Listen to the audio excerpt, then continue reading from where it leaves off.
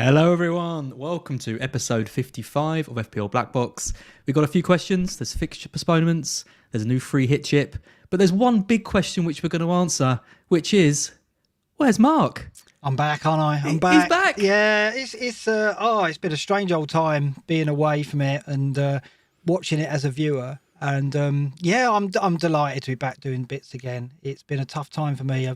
My day jobs have absorbed a lot of my time and energy, and it was the right call to probably back away from doing content, apart from the odd video with Andy on a Friday. Really missed doing this for you. It's been frustrating missing out. But to be fair, my FPL fortunes haven't been great over the last 6 or 7 weeks, so actually it's been beautifully timed. It wasn't done on purpose. I didn't take a leave of absence because I was doing badly. No, I haven't. But Done a Granville Mark. No, it wasn't that. It was just, and also it's convenient that I've come off the back of a couple of green arrows and got back to roughly where I was when I left. I think I was 240k in episode 11. Yeah, nothing's changed. I was like 9k. You were like 240. We've just looked, right, and you've gone up by like 1.5k, and I've gone down by about 13k since we were last together on BlackBox. So not a lot has changed, has it? But so much has changed, right? It has indeed. Although then you say that, I mean, we chatted for the first time in ages just before doing our little pre-stream talk, and we got into an argument about the free hit within about a minute of talking. So. Yeah. Has anything changed? That hasn't changed. No, we're still going to. I mean, I think a lot of that's got to do with the fact that I might have changed my mind in the last hour or so. It's been a dramatic day, hasn't it? For you, though, you're like some kind of media mogul. You've done like the podcast this morning, official show afternoon, straight onto BlackBox, right? Crazy. Well, the podcast is now pretty much redundant because the news of the football postponement came out after we finished recording. So got up at 8 o'clock for that, and there's still some bits hopefully that people can take from that. But yeah, then straight down to the FPL show. Did that with Jedi. That was fun. Poor old Tom, the producer, had to rewrite everything because the news came in so late. And then 2-hour journey back in the traffic, straight back into BlackBox with you. Glass of wine. Cheers. Well, it's the only way in it sometimes. Heavy on the content you have been today. So hopefully you've worked it all out then, because you've had 3 goes at it, right? This is your 3rd go at looking at the situation. I've been trying to grab some time around being with the kids today to have a look. I mean, that was a bombshell, wasn't it? The 2 postponements. Yeah, it was. I mean, I kind of, when the Premier League, said the games are going to go ahead, I kind of forgot what was happening. Yeah. And I thought, oh, they're all just going to go ahead. It's going to be fine. Boxing Day is going to be full and it's going to be great and everything's, fine. And then when I read it, I was like, oh, yeah, there are still massive problems in the different camps. And this was always very likely. So I got a bit too overexcited, I think. And it brought me back down to earth about what's going on in the world. I wasn't expecting it, though. I mean, Leeds have got so many problems anyway. That it's not completely surprising, but then you see Everton. Apparently, they've had a request turned down, and they've got similar problems as well. So there's some really thin squads out there. Yeah, it is the squads that have obviously got a lack of depth. Leeds have had so many injuries anyway. Watford squad's obviously not the biggest in terms of squad depth, in terms of Premier League experience. Everton's, we saw at Chelsea what team they had to put out, right? And they did well to get a result. So there are teams that we think are vulnerable. And, the 2 postponements today are down to Watford and Leeds, nothing to do with Liverpool or Wolves. So, that's something to take forward, as in there are teams more vulnerable to postponement going forward. For me, it's my hot take on it was, well, I'm just gonna go Salah to Son and play the free hit in 22. But as we'll see later, I kind of like, I'll put a free hit team together for the show. And I did that. I was like, well, that's quite good, isn't it? And it's made me kind of sanity check whether or not that is the right move now. I've done some tweets this afternoon to the effect of the path I was going to take. And I think you're veering towards that as well, as in free hitting in 22, right? Yeah, I mean, my big when it first happened, I looked at my team and I thought, I need to free hit this. Like that was the first thought I had because when you see a team with like Ben Johnson and Livramento and all these guys in, you think, oh no. But if I can get 10 out with just 1 transfer, then I think I'll do that. And I've got Ronaldo in place, so I think that's the problem for you, isn't it? If you do Salah to Son, you haven't got Ronaldo, who's the best captain this week. Yeah, and that's it. It's Whereas with the free hit, I get that, I cover that. I could probably get Kane in, as you'll see as well. Yeah, it's tough. I mean, for you, I think, getting Son in probably covers it for you. You've probably got the two most popular captains now that Salah's out of the equation. But for me, it'd be different. So that, I mean, it's different perspectives. I mean, not only in terms of rank, but also where we are with our team. So hopefully this will be useful to everyone out there. I've got to say, it's a shame. I haven't reached a conclusion what I'm doing yet. Maybe nobody has yet. I think it's probably... What can I talk you into? I know, see what you can talk me into. But I guess at the moment, we can't make plans go. That's what I'm definitely doing, because tomorrow, what we're talking about in the next 2 hours might be completely pointless, and there's been another postponement. Don't say that. Everything's... Well, it's true. Like, there were obviously podcasts earlier in the week who didn't have the free hit information, then the postponements on top of that. It's a real shame. It's really, really tough at the moment creating content and reacting to that. We've got lucky because we've managed to go out just after both of those events. What did you think of the free hit, by the way? I mean, part of me thought, they gave us the free hit because they knew these postponements were coming. But of course, they didn't, because the free hit that they've given us doesn't come in until after Gameweek 20 anyway. So it doesn't really help with this week. So what was your reaction? Because there was a lot of split kind of feelings about it, wasn't there? Yeah, again, my first thought was, oh no, this helps, people who already used their free hit and, they're getting another one. It's going to help the kind of casual players. Yeah. And then I just thought, actually, does it help them that much? I mean, it's... At the end of it, like, I want to get a good team out, like, each week and have something to look forward to. And the free hit means that if I've ever got a completely injury or COVID ravaged team, I'll be able to at least compete and get a squad up, having to take massive hits. And I think that is the ultimate aim of the Premier League, is to keep people engaged and to keep people happy. You don't want people to be looking at their teams and seeing 3 players and giving up with the game completely. So I can see why they've done it from a point of view. I can completely see why people, who have kept on Ronaldo, like me, for example, and now everyone's just going to be able to free hit and get him in. Like, I can see why it's a bit frustrating. But at the end of it, I think it was the right thing to do, because, we've seen straight away that games have been called off and been postponed, but people are going to need it. So they probably should have done it earlier, but I think they have done the right thing by bringing it in. And I think I'm probably in the minority with that view. I don't know. I mean, my take on it was that I didn't really have any plans anyway going into this period, because it kind of, you've got to react day to day, almost hour to hour, haven't you? As we've seen today with the postponement. So it wasn't like it was like, I've done all that planning for nothing, like some people were kind of saying. It's like, well, what plans had you done? Or what plans have you made that you felt that was going to be holding anyway? I was struggled to see some of the outrage about that. I think, people who bought in Ronaldo particularly for this run, or were, had made some transfers to set themselves up in some way, maybe to get Son in, or, have freed some cash up, or got cheaper players when they could have got more expensive players. I can understand why that would annoy them, but I didn't feel outraged by it, and I was a little bit surprised by some of the reaction to it. I think it's strange. I mean, it can obviously work against you if the players that you have in your team haven't got COVID, and then people you free hit to bring them in. But also it means you can put a plan together, and then if you bring in 3 Spurs players, for example, and then another Spurs games gets called off, you don't necessarily have to take out all 3 of those Spurs players, because they might be back for the next game, and then you can carry on with the plan that you had before. So it can actually help you even with the planning, allow you to react to stuff. I think people just like a bit of drama, don't they? A bit of a grievance over on Twitter. I think ironically though, today's postponements have kind of played it back into the hands of those managers that consider themselves planners and seasoned managers. People in the community, in the Twitter community, are probably actually quite pleased that these 2 games have been postponed, right? Yeah, absolutely. So in the space of 24 hours, it's changed from, the casuals have got the advantage now, to, actually they haven't now, because they've just lost Salah, and they're probably going to have to, they don't have, if they've played their first free hit, they don't have this new one, right, to play in 19. So it can't get them out of trouble with this. So I guess it's funny because Joshua was cheating, put a tweet up about it. It's almost as if we get annoyed that we're not doing as well as players who manage teams in FPL who don't spend as much time as us. And of course there is an element of that, isn't it?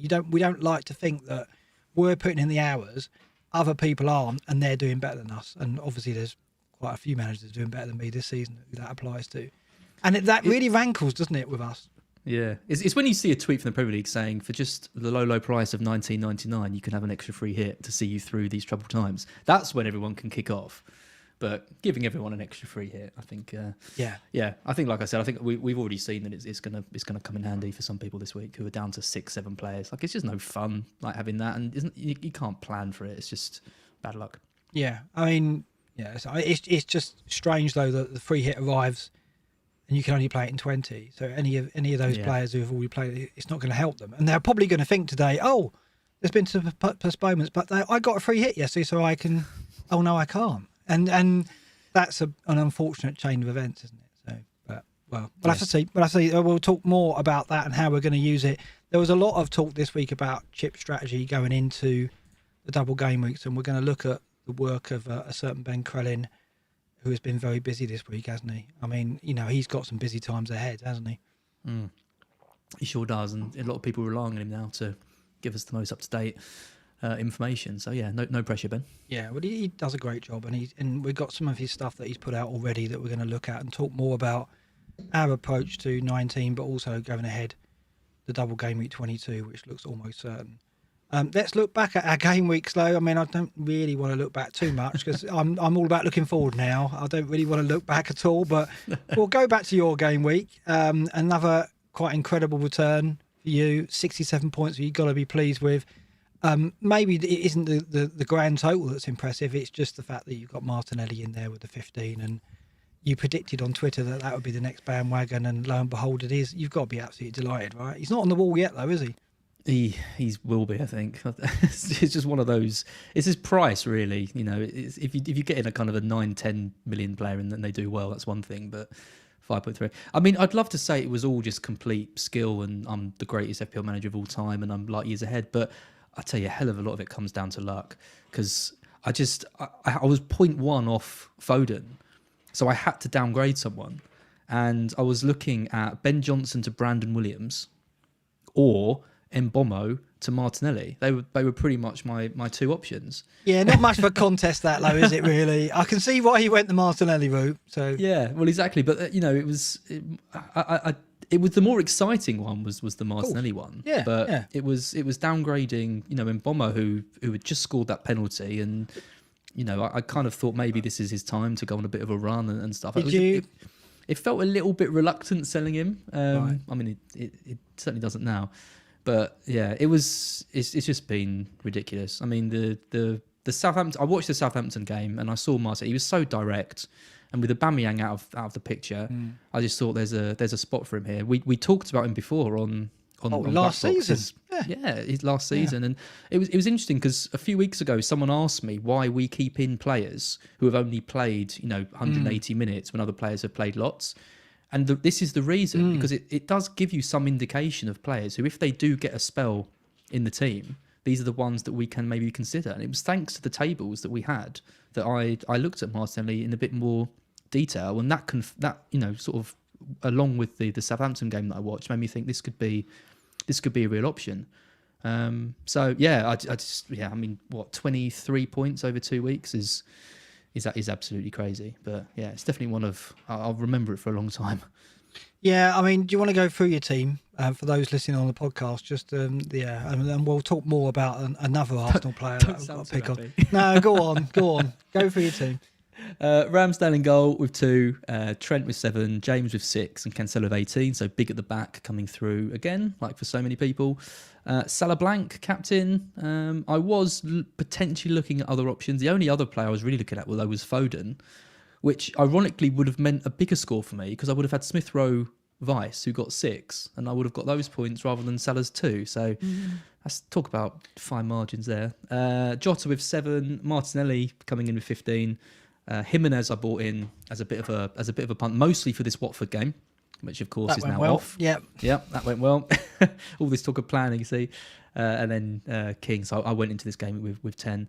But yeah, I mean the big stars. Cancelo obviously didn't have the balls to captain him like Luke did, and Smith Rowe off the bench, 1 shot on target. Yes, so Smith Rowe, second week in a row. Smith Rowe. I mean you have been flying since I've been away. I've been a casual observer, shall we speak, of your kind of game weeks. You haven't gone up too much in terms of rank, but you have had some some big returns from people. Rafinha penalties, I thought was a rather fortunate run that you had there, particularly the one against Palace, which was agony for me. Oh, that was one of the best. God. That was one of the best moments. Awful. I wish we'd been watching that game together on a watch along. Well, I was upstairs in the bedroom watching it, and I would never really watch Leeds and Palace. I mean, Leeds last season I would have watched them all the time, but this season they're actually quite difficult to watch at times because it's scrappy and sometimes suicidal. It wasn't a good game. Palace played well,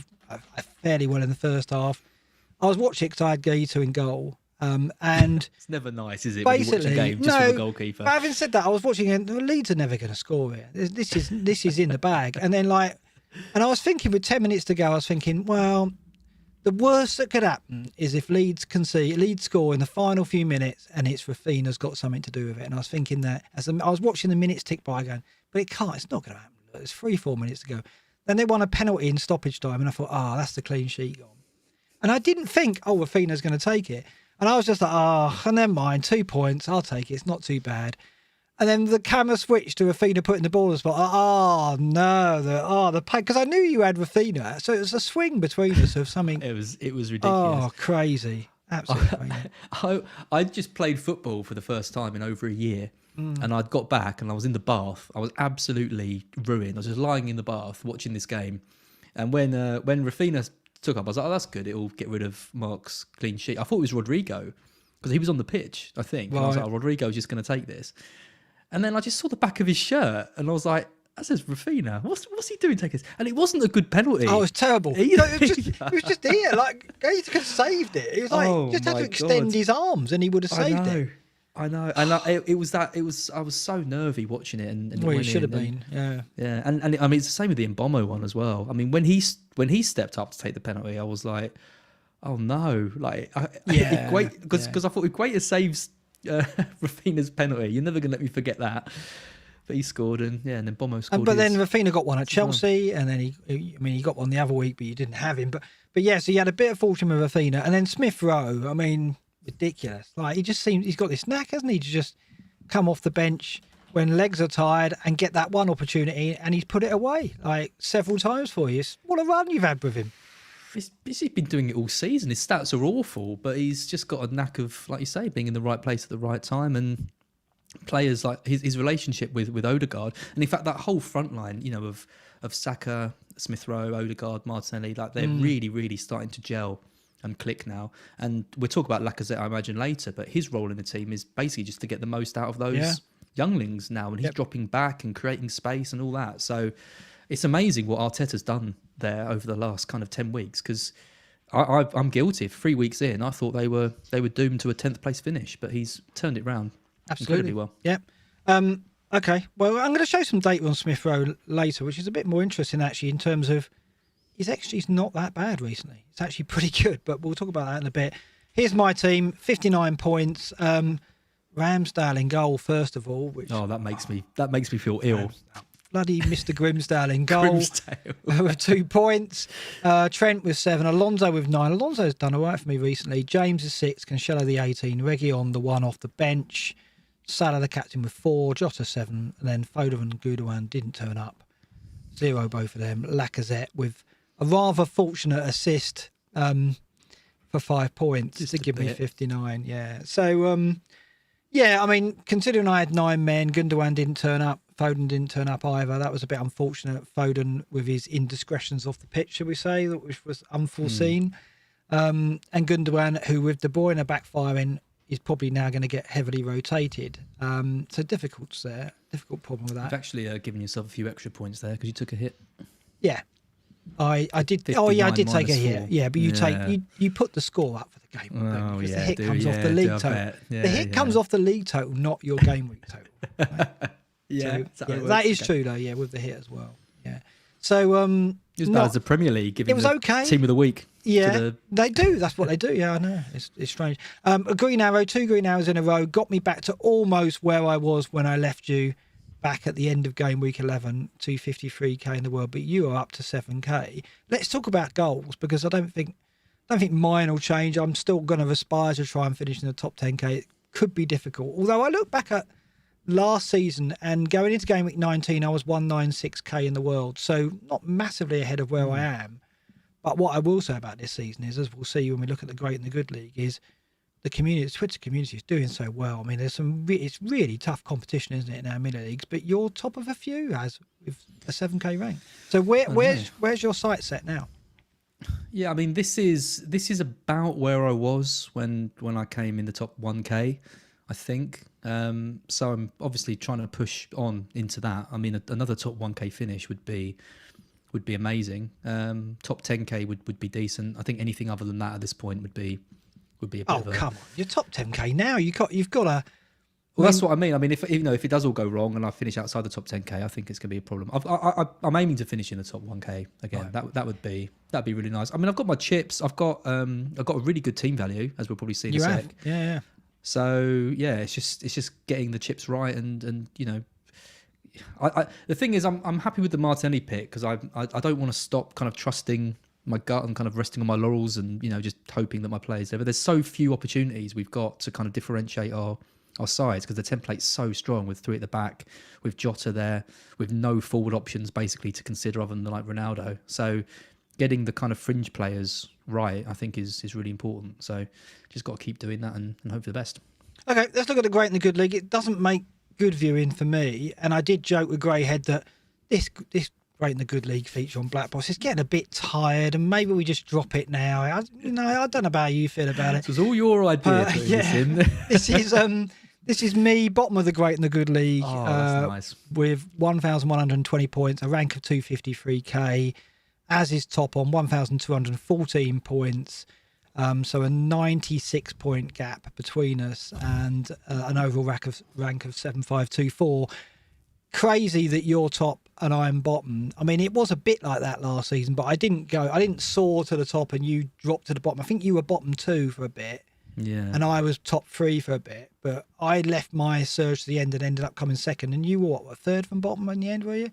You were in the relegation spot. So something like there wasn't the chasm that appears to be between us at the moment. I mean, but look at it. I mean, to be bottom of that league with a rank of 250k is a bit harsh because last season there was a few managers at the bottom, inside like just over 1 million or you know just under 1 million, right? So I was standard third is so bottom. high, right? I was third from bottom, about 600, 700k, I think at this point. So, but what is it about this season that it just meant that so many of the community are doing so well? Why do you think that is?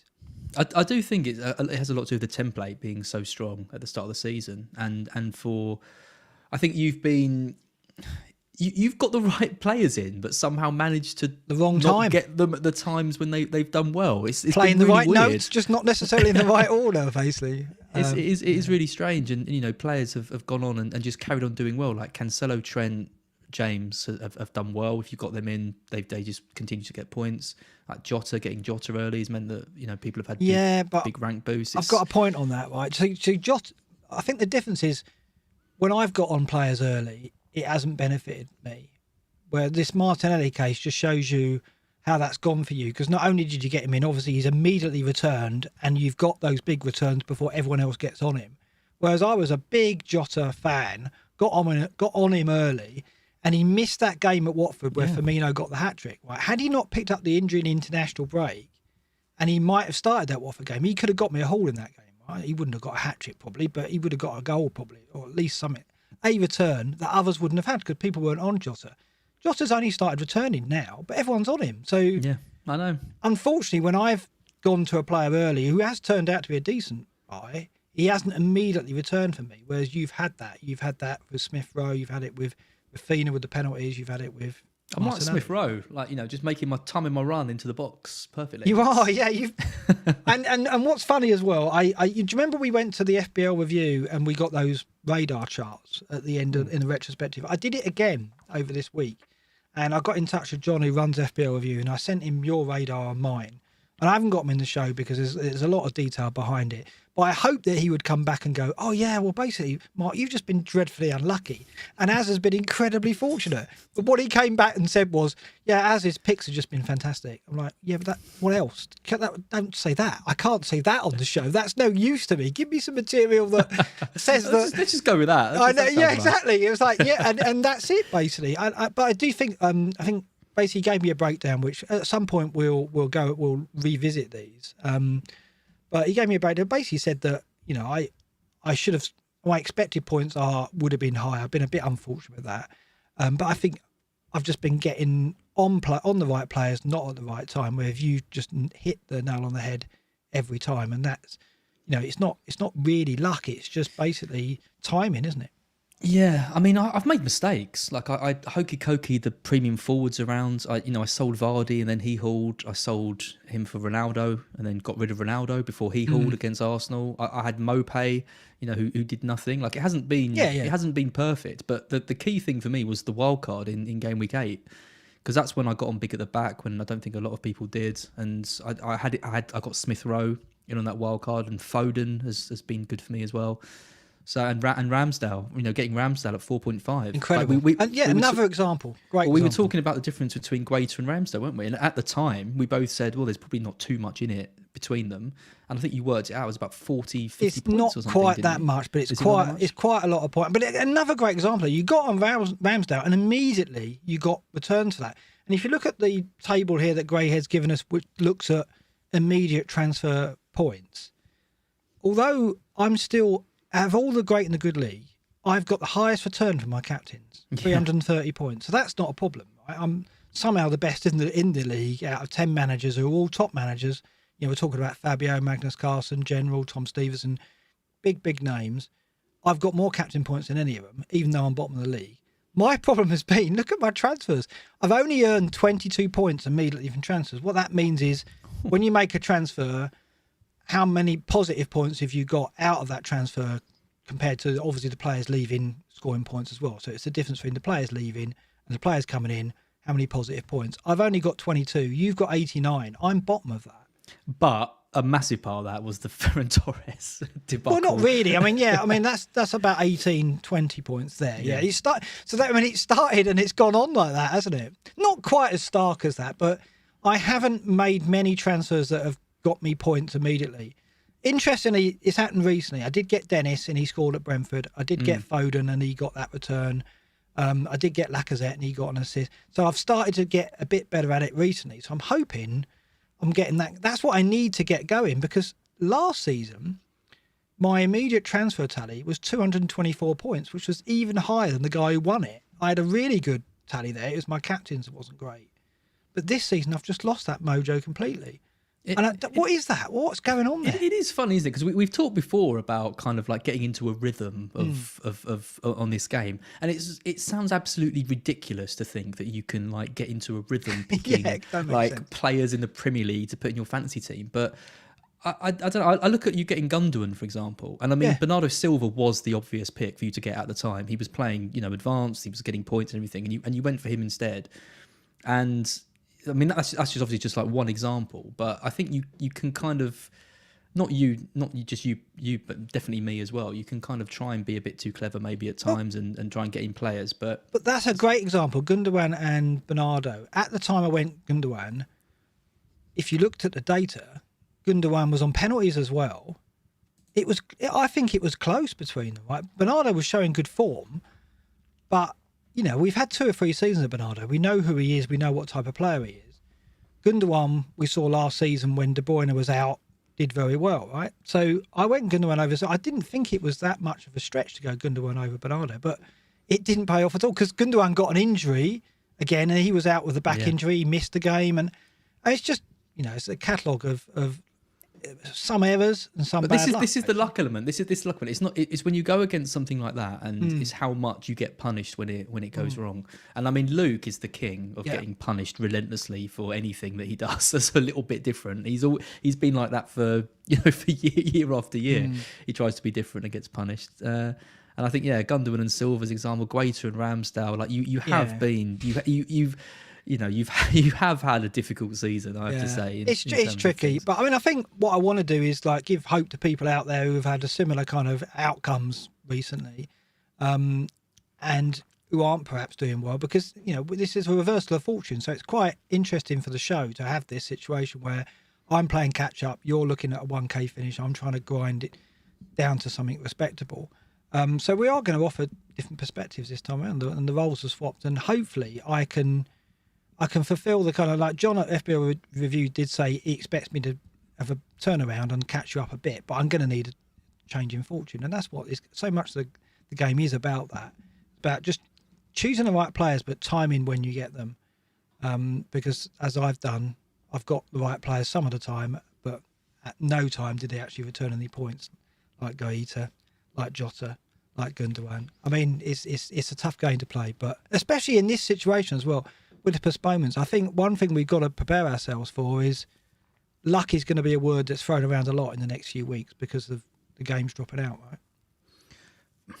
Yeah, and like you don't want to say it as people who are doing podcasts each week and trying to advise people, but there is a lot of luck, because the players that the teams that get cancelled is going to have an impact on your squad. I mean, you know, I don't really want to moan too much, but losing Jimenez is an example. It's really annoying. I got him in for this week, and that just shows I did a bit of element of planning. I didn't have any faith in him getting something in that Chelsea game, but I thought at least he's going to go into the Watford match, and that game gets called off. So now I've got a problem there.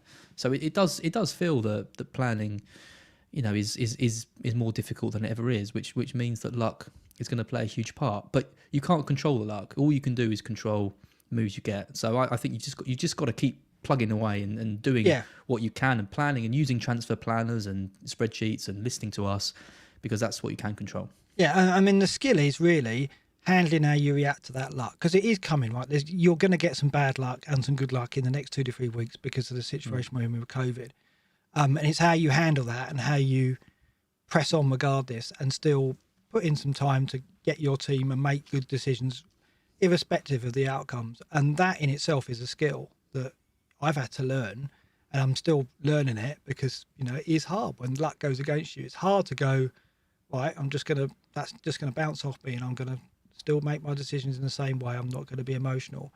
And that's, we've got quite a bit of that coming up in the next few weeks, I think. At least your day job's been nice and easy, so you don't have to stress. Yeah, exactly. It's been very laid back in the day normally. Right, let's look at the double game week situation then, because it is very interesting. And Ben Krellin, we should credit him as always for his work in the community. I didn't really expect him to be so busy at this early in the season. I thought his time would come after Christmas, but obviously the COVID situation and what looks like a likely double game week 22 has basically triggered him, and he's off with his tables as. And what we've got here in front of us for the listeners on the podcast is a breakdown of the game weeks up to game week 23, with game week 22 highlighted as an almost certain double game week, and a number of teams in that game week are likely to have 2 fixtures. So what's your early take on this, as how you're going to tackle this? Yeah, I mean, the other great thing about this spreadsheet is the semi-finals that are coming in for the Carabao Cup, and we've got Tottenham, Liverpool, Arsenal, and Chelsea. So big teams in that who've got these extra games, and we're entering into the semi-final stage. So we're probably going to see some quite the strong starting 11s like we did with Spurs last night. Arsenal and Liverpool were kind of less strong. It's interesting to see who, I think Klopp doesn't really care about this competition too much. He threw on some of the big guns kind of towards the end, but I think Conte is obviously taking it really seriously, and Spurs are one of the teams that I want to target, because they've I know we've got the free hit, but they're a team I want to invest in before that, going into it. And if you haven't, if you've already used your free hit maybe, and you're going to use another one this week, then or next week, then you need to think about that 22 game. So it's Tottenham I'm looking to invest in going forward. I also like the Leicester game, because they've got Burnley away. So if they get another game slotted into that, that's going to look really good. And Watford as well. I mean, surely we're going to have to see a game for them coming in. They've got Newcastle, which is always the team I want to look at. And this is where we might see a Dennis and King double up, given that the forwards are such a problem area. Yeah, I mean, they still are a problem. So basically, we've only got 2 teams who don't have a postponement to make up, and that's City and Newcastle. All the other teams will have double game weeks at some point. The teams that Ben has identified as almost certain to get a double game week 22 are Spurs, Burnley, Watford, Brighton, Leicester, United, Liverpool now they've lost their fixture, Brentford, Chelsea, Arsenal and Leeds. So those teams are thought to be the most likely to have 2 fixtures in game week 22, but also Villa, Norwich, Palace, Everton, Southampton, West Ham and Wolves could have. Game week 21 is also kind of been put forward as possibly likely to have an additional fixture or 2 in it. I'm sceptical about that though. I mean, how are you feeling about that? Especially now the Carabao Cup is 2 legs, right? Well, I'm a bit sceptical about the whole thing. I mean, especially 21. I mean, game week 21 is the 1st of January. So that really isn't far away. That's like a week, just over a week away. So we're already seeing games postponed because of COVID outbreaks this week. So are they really going to add in another game in a week's time? It just doesn't seem likely. At least with game week 22, it starts on the 14th of January. So we're going to see extra games coming like the 18th, 19th of Jan. So at least that gives a few weeks to kind of build these in.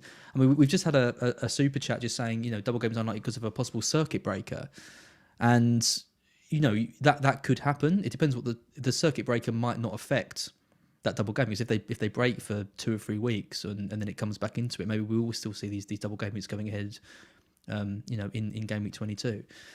But game week 21, I just can't see a double game week happening. And that is pure speculation. Like, nothing to back that up. No, I know. I felt the same. I mean, like Ben put the graphic out a few days ago, and people leapt on that and were frothing at the mouth about double game week 21 and 22, and look at the points we're going to get. And then Ben obviously quite rightly pointed out that he was only putting the graphic out there. It's a possibility more than anything. And then when you look into it, the fact that the teams met the Premier League last week and agreed to press on regardless, I just find it hard to believe that the Premier League will throw in as many matches as possible during this spell. They're going to surely keep it to a minimum until the kind of risk has reduced somewhat. And there's always a chance as well that supporters won't be allowed to go to grounds. And I just didn't see them cramming in matches that supporters could go to.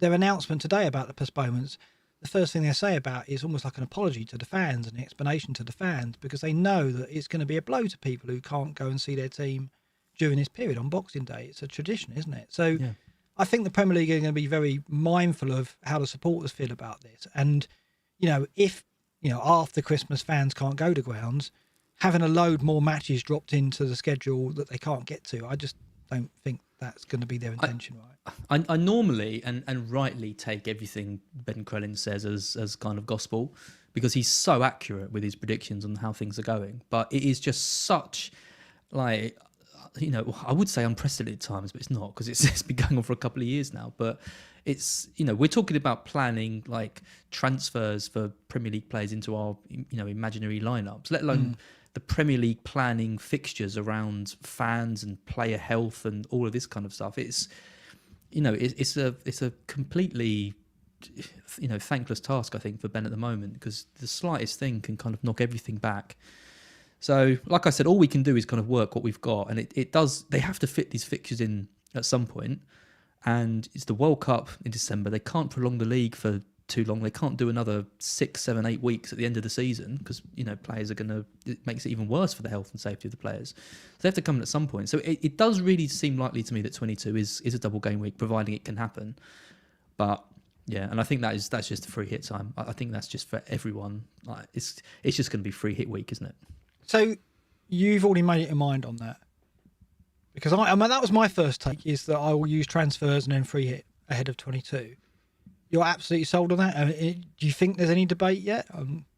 Well, I mean, looking at the potential fixtures, I mean, if it does look like a lot of the kind of the big teams are kind of already covered, that we've already got. So if Villa, Norwich, Palace, Everton, Southampton, West Ham, Wolves, if they're the only ones that don't have one, it's not going to be a huge amount of investment in any of those teams, really. Maybe West Ham with like Bowen and Antonio, but Everton, Palace, maybe Gallagher, Norwich, but then it's City. So if City have Chelsea, that week. This gives you an opportunity to move out Cancelo, Foden. You might have Gundogan as well. And, you know, I think there might be some opportunity if Salah's off at AFCON as well, and you've maybe still holding on to him. I think there is definitely an opportunity in that week to free hit. If I can get a team out that doesn't need it, then obviously I'll do that. But I just get the sense that it's going to be a mass free hit week. Yeah, I mean, I felt that way too initially. And then I sat there and foolishly before the show, I thought to myself, I'll just put a free hit team together for game week 19 and see what it looks like.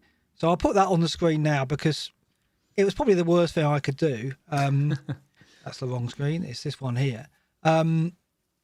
Because I was set on just making 2 transfers this week, taking a hit, probably getting 11 out with a hit, bringing in Son for game week 19, and that was it. But when I put this free hit team together, and I can afford this, right? So it's Ramsdale in goal, going to Norwich, Lamptey at home to Brentford, Cancelo home to Leicester, Reguilon at home to Palace, Son at home to Palace, Rashford away at Newcastle, Bowen at home to Southampton, Martinelli, your man, away at Norwich, Kane at home to Palace, Lacazette away at Norwich, and Ronaldo away at Newcastle. A bench with Johnson and Ramsey to come in, Ben Johnson that is, and Ramsey of Villa. Tsimikas is there because he's 3-7. It just allows you to flex the money, basically. That is a good team for game week 19. It's a strong team, and I think if people are going to free hit, a lot of those players I think will find their way into free hit teams. Certainly the front line. I can't see many people not going with that front three. So what's your reaction when you see that? Do you look at that and think, I covered that? My first thought was, oh my God, that's a really good team. I really hope you don't do it because you could start clawing back some points. But then when I kind of look at it in a bit more detail, triple Spurs against Palace. Palace aren't pushovers. Already beat them earlier in the season. I know Spurs have been better, but I think a lot of people, it's interesting with Spurs because the Liverpool game was really, really impressive. I think I messaged you before that game and thought, I don't like this Spurs team at all. But it was the first time that I'd seen Spurs, every player looked like they knew their role. They had a real tactic for the thing. They kept Salah quiet, get the ball up to Son and Kane. Kane looked like he was more up for it than we'd seen previously. Son was just, running them ragged. It was a really, really good performance. But it suited the Liverpool style because Liverpool just came at them and they could just counter. And that's Conte in a nutshell. Palace are obviously an attacking side under Vieira, but are they going to get that same space? Are we going to see that same level? Are they just going to be able to put it over the top to Son and Kane over and over again? And I'm still not convinced on Kane just being worth the money, and I think it's only because we've got such a dearth of options up front that we're even considering him. And when you look at Lacazette, his role in the team, playing deeper, I'm not sure he's worth the spot. I can't see him getting double digits against Norwich. Norwich have been better defensively as well. Rashford, I'm not that convinced on playing up front as kind of foil to Ronaldo. So I look at this team and I don't know. I think this is about as good as it gets this week. Don't get me wrong, but I don't look at it and feel really... The more I look at it, the more I think, I can get away with this. Yeah, I mean, interestingly, the team that... If I do transfers this week, I'm probably going to bring in Son and Broha. So the basically, the like-for-likes in this team is Kane, Ronaldo, Martinelli and Rashford are the players that would be different to the team that I would go with. And in place of those players, I'd have Gundogan, Foden, Alonso and Broha, right? Now, what's key there is Foden and Gundogan, right? Because I was going to say they're at home to Leicester. Leicester are conceding goals. If Gundogan and Foden start, they're going to be good players to have, right? Yeah, and I think Leicester are the 4th worst team. We'll probably look at some defensive stats in a bit. I know you love your numbers, but they're like the 4th worst over the last 6 or something for defence. And you look at them against Liverpool, they just fell apart again. 3-1 up in that match, and with a pretty much full strength side and falling apart. I think Foden comes back into the side. I think he's had his naughty step, and he's still so key. He was probably quite literally on the naughty step, actually. That's fine. No comment. But yeah, absolutely. And Pep after that Newcastle game was like, yeah, we weren't good.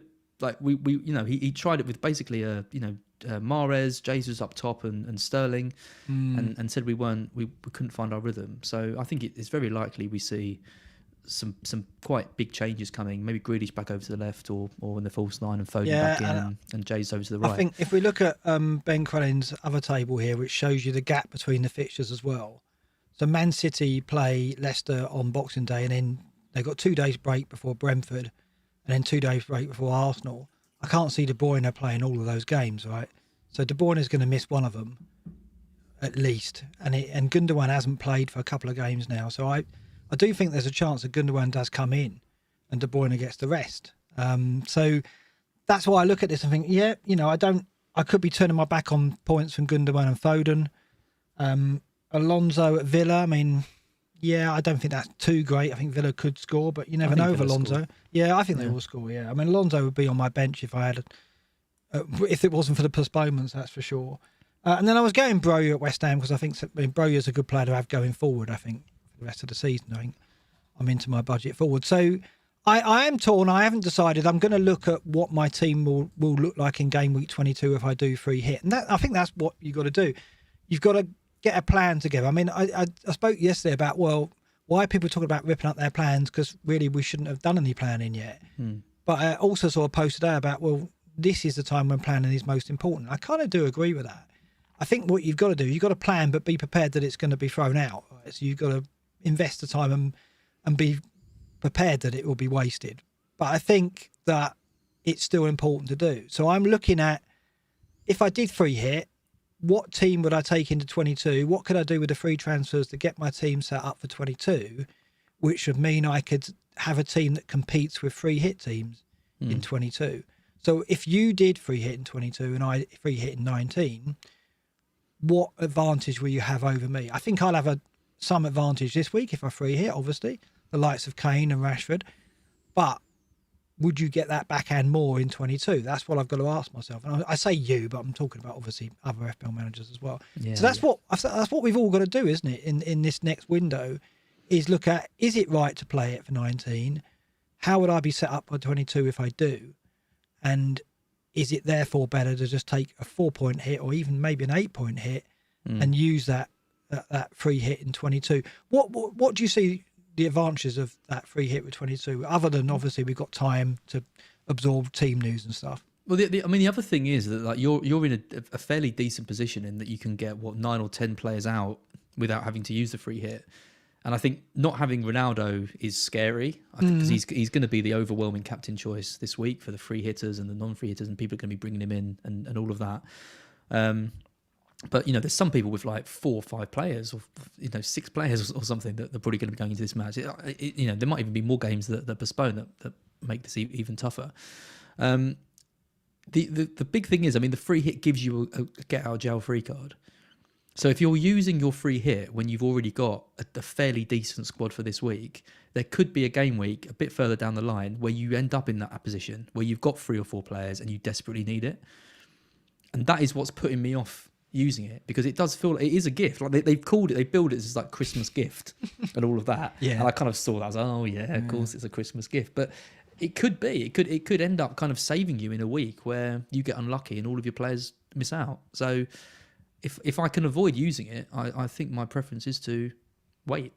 Yeah, so you're saying that even if you don't use it in 19, you might get to 22 and not use it there even, if you feel like, absolutely, that is a valid tactic, because we think this situation with postponements could continue. So and then you could use it on game week 38 like I did a few years ago, end up with 15 less points than your other team would have got and miss out on the top 10k. But that's the other point about the free hit. It's making it in a game week where you're absolutely certain that your returns with that free hit team are going to be greater than the returns of the team you've scrapped, right?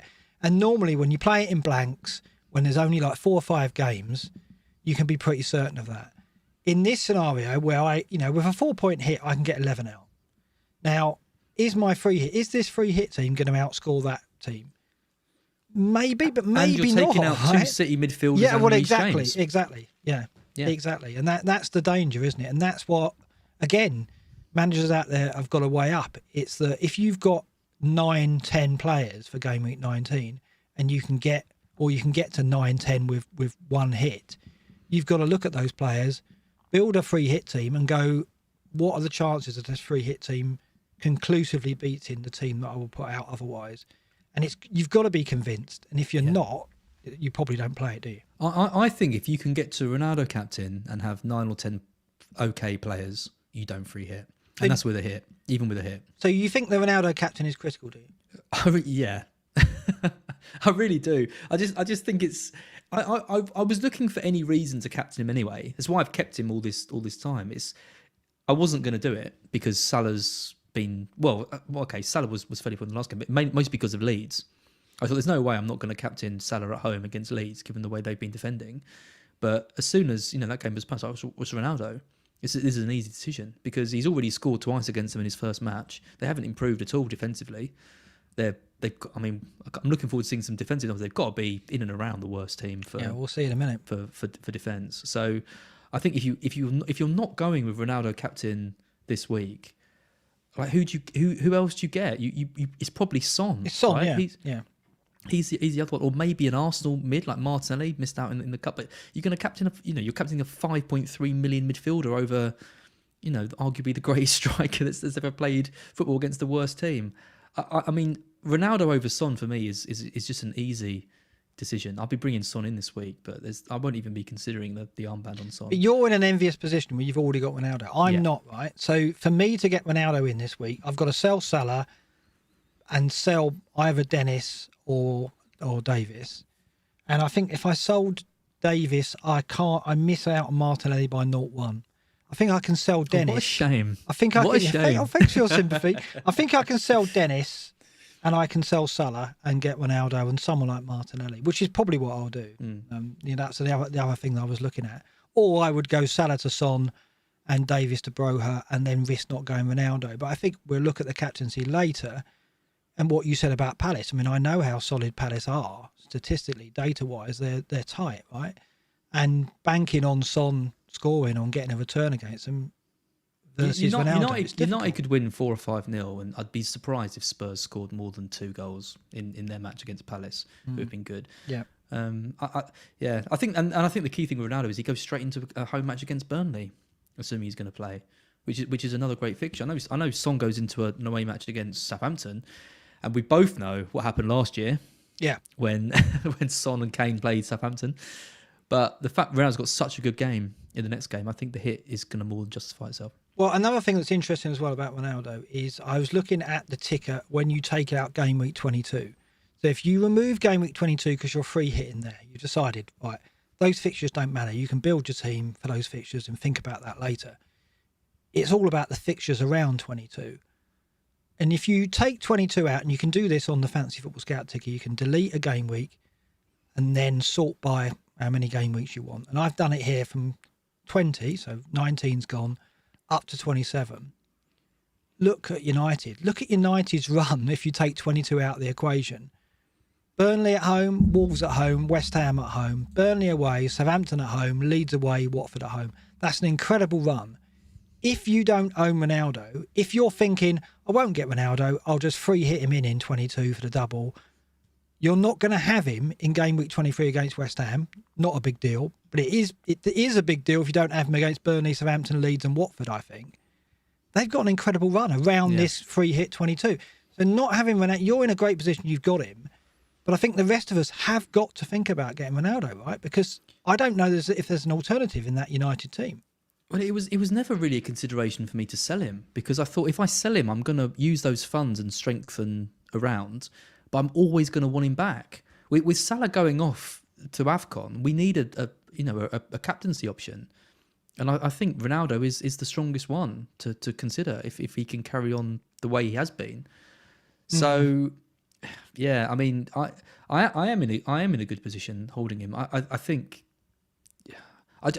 I said it earlier, a few weeks ago. I think I was on with Simon, and I said, I don't like the word essential, but even at that time, when assuming all the games are going ahead, I said people just need Ronaldo in their side. To me, it was just a given that he's gonna. And my feelings haven't really changed. Assuming these games go ahead, I really do think you need him. He needs to be the priority for people to get in. And if you have to sell Salah to get him, I think you just do it. Yeah, I mean, it's not just that Ronaldo is a good player to own. It's that United haven't got any other candidates who get near to him, in my opinion, at the moment. Sancho, Rashford, Bruno are not yet near him in terms of FPL potential. I don't think Rashford could, Sancho could, Bruno's declined, and obviously we know what he was.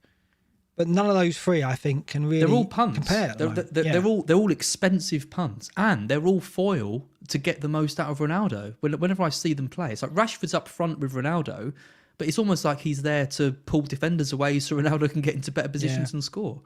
He's just so by far the best option in that As side. someone who's tried to resist getting Ronaldo, it is quite depressing. I mean, I would argue that it's not about the captaincy either, because Salah's back in 24, and the only weeks where you would want to captain Ronaldo really are 23 when Salah is missing, and 22 is a double game week and you're free hitting, so you'll have a choice of who you captain, right? It doesn't have to be Ronaldo.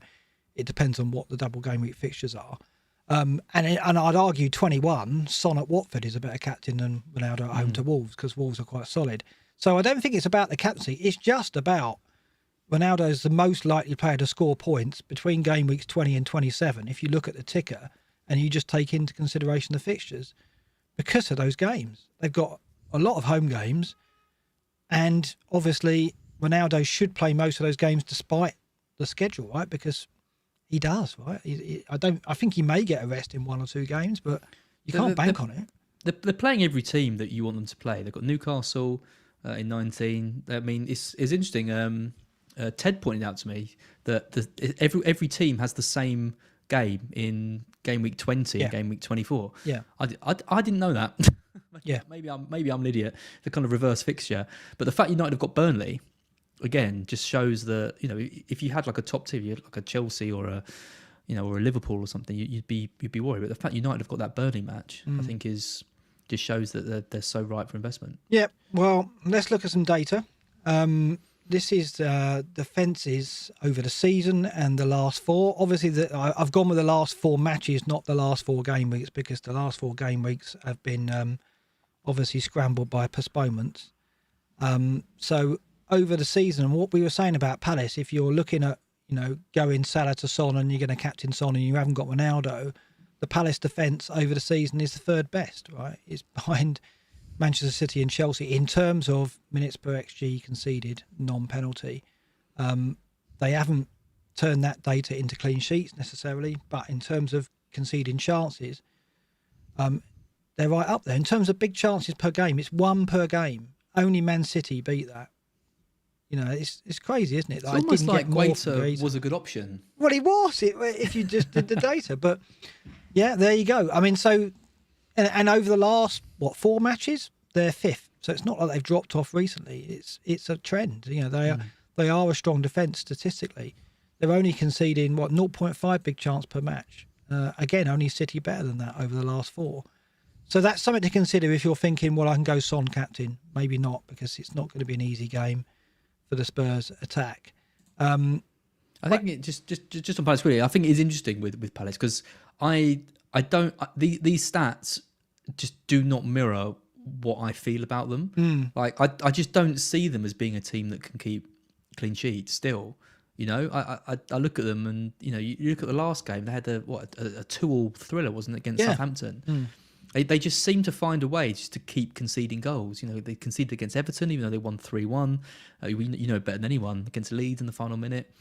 It's kind of like, it's just really, really frustrating. Tell me about it. Seeing them. And, no, it is. It is. It's like the opposite of Brighton. Like Brighton do it offensively, with great attacking numbers and don't score. And Palace are almost the reverse of that. It is, and it's that's what you mean when we say about, it's the eye test versus the data. If you look at the data, which is what I did, I just went with the data on Guaita, and I thought, although the eye test tells me that Palace are a team that always find a way to concede, I'm going to go with the data and hope that comes through, and it hasn't.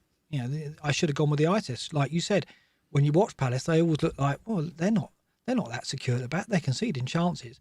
It's the quality of the chance isn't high, but it obviously doesn't have to be for them to concede because they've got that weakness at set pieces. That's key as well, right? Yeah. They might not be high quality XG chances, but they're so bad at set pieces. They get in such a muddle on the second phase from set plays. They concede careless goals, and Guaita's he's a decent shot stopper, but he's not a top ranked keeper either. So he concedes shots that perhaps some other keepers would save. So that's what's cost them really. That's why they're not a top tier defence in FPL terms yet. But the data suggests they could be. I think it says a lot for what Vieira's doing there, because I think he's got this way of them playing that means they don't concede these really big chances, But the fact they are still conceding goals, you kind of feel like, what if Vieira wasn't there? What if they had another manager who hadn't instilled this kind of ethos in? They could be in real trouble. And I thought they would be. I really thought they would be this season. So again, great credit to him.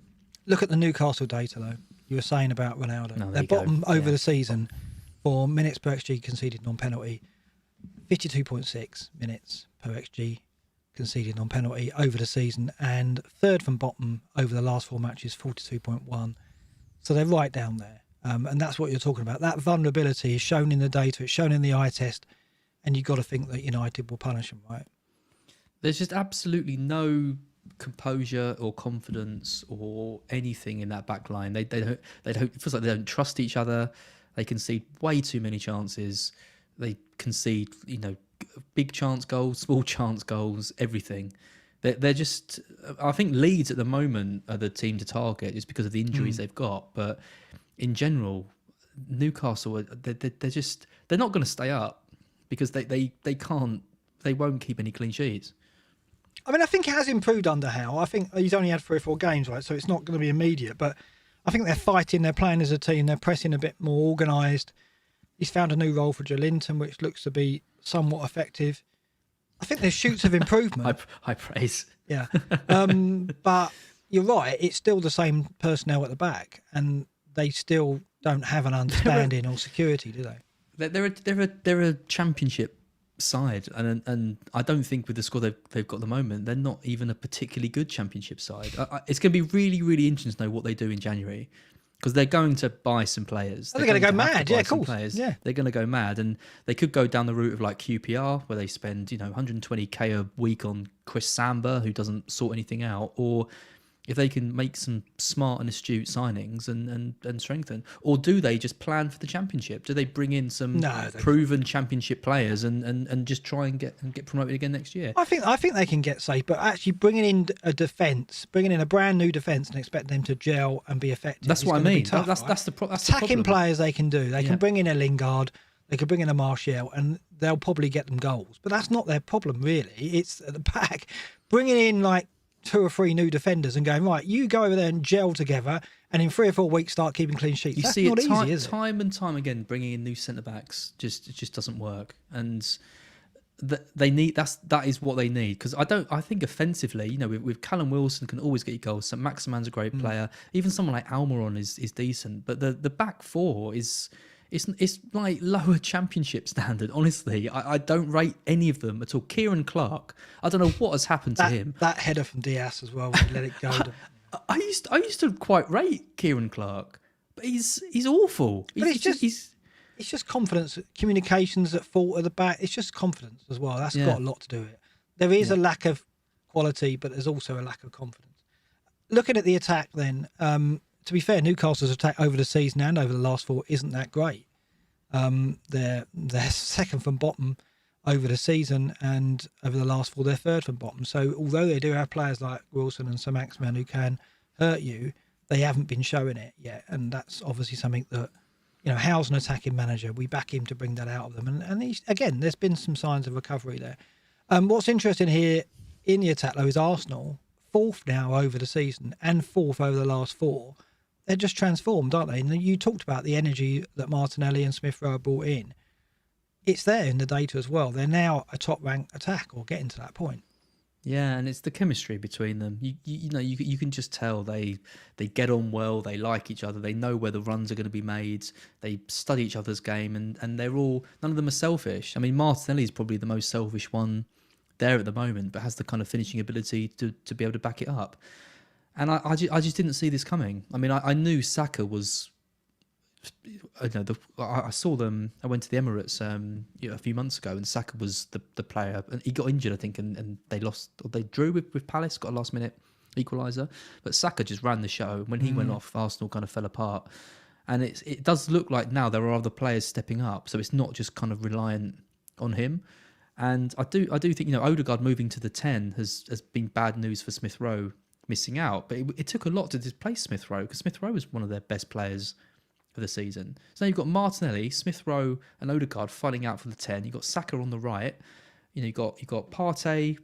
He did that interview where he said he was suffering from a lack of confidence and wasn't playing his best football. Since he did that interview, I thought he's been brilliant. He's been, you know, kicking the ball past players from centre midfield, and I don't know. Getting forward. He does get forward. Yeah. Xhaka's still a liability. They've got Lokonga that can come in, but generally speaking, I think they've got a really good side. I mean, Ramsdale in goal. Obviously, the distribution he's got creates chances out of nothing at times. And then they've got signing of the season, who's replaced Bellerin, Tomiyasu. Tomiyasu, yeah. He's solid. Also, and Tierney we know about as well. Yeah. I mean, they're a proposition now in FPL terms in many respects. I mean, even Tierney, you know, if he wasn't injury prone, he'd be on our list of defensive assets, right? You've got to consider him. So across the board, they're offering us potential now. Lacazette, I think it's just the sign of the times that we're turning to him at the moment. I don't think he's a long-term prospect, but at the moment he's an option. But it's in that midfield and with Ramsdale and with Tierney, as I say, that there is potential there. Spurs, look at that under Conte. Over the last 4, right up there behind City in terms of minutes per XG non-penalty. 42.6, the second best over the last 4 matches. And so it is there. I mean, they have turned round and become more of an attacking force, but you're not convinced on Kane, you said earlier. I want to be. I mean, his numbers are good, and I'm sure we're going to talk about it when we come to the player data in a bit. I want to be, and the Liverpool game was interesting because, you know, it was a great goal that he scored, and then, I mean, he should definitely have been sent off. Oh yeah, there's absolutely no doubt in my mind that he should have been sent off for that. And I still look at him and just sometimes think, what are you doing? Like what? But his link-up play with Son was good, and you know they're getting the ball to him, and he was running and he was trying, and all the stuff you kind of want to see from him. But is he really getting into those like dangerous positions to make me think that he's going to get braces and hat tricks, which you need to have from a 12.1 million forward? I just still don't see it. I just think Son is still leagues clear of him for who I want to get. Well, let's look at some player data because they do factor in this. This is the top 30 players by minutes per XGI non-penalty. And Son is 28th on that list with 183.6, just ahead of Kane on 183.9 in 29th. So there's little in it. Kane is shooting every 31 minutes, Son every 37 minutes. We'll look at a more recent sample in a bit and see if there's any difference there. But they've crept into the top 30, which is not what they were last season. Last season they were producing FPL returns without the numbers. Now they're beginning to actually produce numbers which are putting them up there with players that are in this list every week that we look at. So that's quite interesting that at least the numbers are improving, if not the returns for Kane. I mean, Son with 7 goals and 3 assists, that's a good return at this point, right? That's the same as Mane. It's 1 assist better than Ronaldo even. So Son is certainly a player we're not going to write off, but Kane you're not convinced by. I think if you're not free hitting this week, he's not coming in for people, is he? It's going to be Ronaldo. If you did a Natalie and you just looked at these numbers without knowing the kind of situations of the players and without knowing the goals and assists, and you just looked at the minutes per shot and the expected goal involvement non-pen, like you said, there's nothing in it between them. But this is again why I think watching games tells the story, because whenever I watch a game, I think Son looks so threatening every match that he plays, and I don't fear Kane at all. Like he just never looks like he's gonna. If he scores, it kind of is a surprise at the moment, which is so ridiculous compared to what he's been like throughout previous seasons. It's just something that the stats can't really tell you. And I'm going to be, in some ways, I'd like to jump ahead to the end of the season and just see what numbers Kane produces, because if he gets less than 10 goals this season, that is an absolute. I mean, that doesn't sound. I mean, if you'd have said that at the start of the season, you go, well, no, I'd have taken any money that he wouldn't do that. But it's he's only got 2 so far, so we're a halfway point. Is he going to get? He's not going to get 20, is he? Surely, you just can't. There's absolutely no way he's going to get 20. No, which sound like that. Again, you would you'd put your money on him getting 20 goals a season, particularly after the season he just had. I guess the only doubt you would have had is where is he at because of the breakdown of the move away. Right? I guess that would have put your doubts in your mind. Whether that is still a factor, it just feels like such lazy analysis, doesn't it? It does. It can't be that's what's affecting him. But I don't know whether it's injury or fatigue, or if his head's not right for other reasons. I mean, the fact is, like you said, Conte's come in and we have seen improvements in these numbers from both of them massively. Like they were like, I think Kane was like 75th at one point on the list, which is ridiculous in itself. So we are seeing improvements, but I still don't look at it and think Kane's going to get 20 goals this season when I watch him play. Look at even the Liverpool game. Look at Jota top of that list. Since I've been away and we had that discussion about Jota and Foden, Jota has shown that when on the pitch he can do it in terms of data and returns.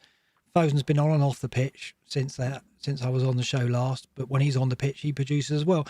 And this table was very similar last season. We talked about Martinelli and Foden. They were on this data last season and we said when they get a run of starts, these are players that we should consider. And Jota is in that camp as well. Those three players, Jota, Martinelli and Foden, the minute they break into their teams, their data suggests they're going to get FPL returns, and so it's proved, all three of them. At the moment, probably Foden's the problem child of those three, right? Because Martinelli and Jota, there's no stopping them, right? Yeah, it is funny, isn't it? I mean, owning three of them, I'm happy with owning all three. I was saying this on the FPL show earlier. In some ways, I was relieved when Foden missed out and he was benched. I thought, oh, here we go. This is rotation that I thought he was kind of immune from and all of this. And then at the end of it, when we said, oh, there's been some disciplinary problems and naughty stuff, I was like, oh, okay, actually, that's good in a way because at least there's a reason for him missing out. Yeah, I mean, Martinelli at 11th, though, is crazy, isn't it? And you talk about Arsenal, we talk about Aubameyang missing out, and we talk about all these kind of luck factors that have played into it. I mean, Martinelli wouldn't be getting this run in the team now if Aubameyang had reported to training on time and was back in the side. Not. And Arsenal would probably have less points and have scored less goals, and we wouldn't be talking about it the same way. It's weird how these things kind of emerge, but he's a player that I think we all... Well, I mean, I've got some Arsenal supporting friends who rate him so highly. And so I've always wanted to see kind of what he was capable of doing. And I really think the Leeds game was testament to that. But also the Southampton game was. The Southampton game, he was relentless. The pressing he was doing down that left-hand side. Livramento didn't get a sniff going forward at all. That's what made me take note. Well, him and Tierney down that left are difficult. I mean, and Tavares is a good stand-in as well. So they're really strong down that side. So dangerous. Yeah. No, it's just, I mean, Foden, I think, is a keep, though, right? You're confident he's coming back in? Oh, absolutely, yeah. I mean, I've said for ages he's the one that I wanted to get, and it was one of the reasons why I ended up getting my six. I could have gone for Gundogan or Silva for free when I was upgrading Rafinha, but I knew that I wanted Foden. I just think he's first choice in that Pep team, and he will deliver good returns within the season and consistently. So what would you do with Gundogan? Because look at this data here. Like, he is sixth overall for minutes per XGI non-penalty this season, 127.1. You look at how he compares to De Bruyne, who's down in 45th on 215.4, and Bernardo 219.6 in 50th place. There's no contest when it comes to the data, but that doesn't translate to starts or returns, does it? So what would you do in my shoes? I don't really like to be advising you. You're the Godfather. No, come on, let's have a... I would sell him. I mean, look at the minutes he's had. I mean, he had 90 minutes against West Ham in Gameweek 13, and then didn't play against Villa, 66 against Watford, 55 against Wolves, off at half-time against Leeds, didn't play against Newcastle, and he wasn't on the naughty step against Newcastle. He stayed at home that evening. He just stayed home. He's not that kind of naughty person. And you look at those minutes objectively to these stats, and it's not enough. Like, I know what he's capable of. I know that he can score when he plays, but there are good options for 7.3 or less, like Bowen, like Rafinha, that can deliver more consistently than him. Honestly, I think he's a sell. Yeah, he is. I mean, I will keep him for this week because I do think there's a good chance he starts against Leicester, but he's a sell after that for sure. Yeah, which is a shame because he shows up so strongly in this data. He is on penalties when on the pitch. Again, he went off 10 minutes later. City won a penalty and Sterling took it. That could have worked out, but it just and De Bruyne is back as well, which again, it's just another player just to. He's come back and looked like he is over his spell of looking. Yeah. I mean, he went for a spell where he looked breathless. He looked like he didn't have the energy to get from box to box, didn't he? But he didn't look that way in that game where he got the brace. Obviously, he looks like he's edging back to his best, which is going to mean Gundogan. Do you think we'll see him hit those levels again? No, really. I don't think so. That's a shame, isn't it? I think that Pep's going to be cautious with him. I think, De Bruyne's body, by his own admission, is breaking down, which is why I don't think he'll play, the next three. He'll play a couple of the next three rather than all three of them. I think a couple of seasons back, De Bruyne, you could flog him and Pep could play him every game. But I don't think he's in that bracket now. He's 30 though, and not playing like in the most demanding position. Like not, he's not like running the wings and all that. He's like, he's always been a fairly, obviously not lazy player, but someone who's happy to just get the ball and just ping it left and right. And the fact that he's suffering the way he is it makes me worried. I'm a year older than him. Yeah, but he said, didn't he, himself, that his body's breaking down. So I just think, he's not perhaps naturally athletic. He's just he's got a lot of stamina and his incredibly technical ability is fantastic. So, he should have another 4 or 5 years. Oh really, yeah, of course, at the top level, but not playing every game for a championship-winning team. That's true. I don't think he's got that in him now. So we'll see over Christmas. It'd be really interesting if he plays against Leicester, and then how he follows that up with the next two. I expect Gundogan to get some minutes, and I hope it's the next game, because after that, I'm probably going to sell, as you said. Looking at the last 6, I said last 4 game weeks on it. It's actually last 6. I should have changed that title. And look where Smith Rowe is in this. If you go back a table, Smith Rowe over the season, he's right down in 79th. But over the last 6 game weeks, he's 8th, just behind Martinelli for minutes per XGI non-penalty, 122.5. That's because his minutes have been cut. He's been coming on and having that one chance, scoring a goal, and that's it. Thanks very much. So that's quite encouraging for you, isn't it? No, not really. No, I see. I think he's probably the biggest problem in my team at the moment, Smith Rowe, because I want to keep it. He's a bit like Gundogan in a way. Like, I kind of want to keep him, but I'm never really sure whether he's going to start. I don't think he starts at the weekend, for example. I think they probably keep him on the bench again.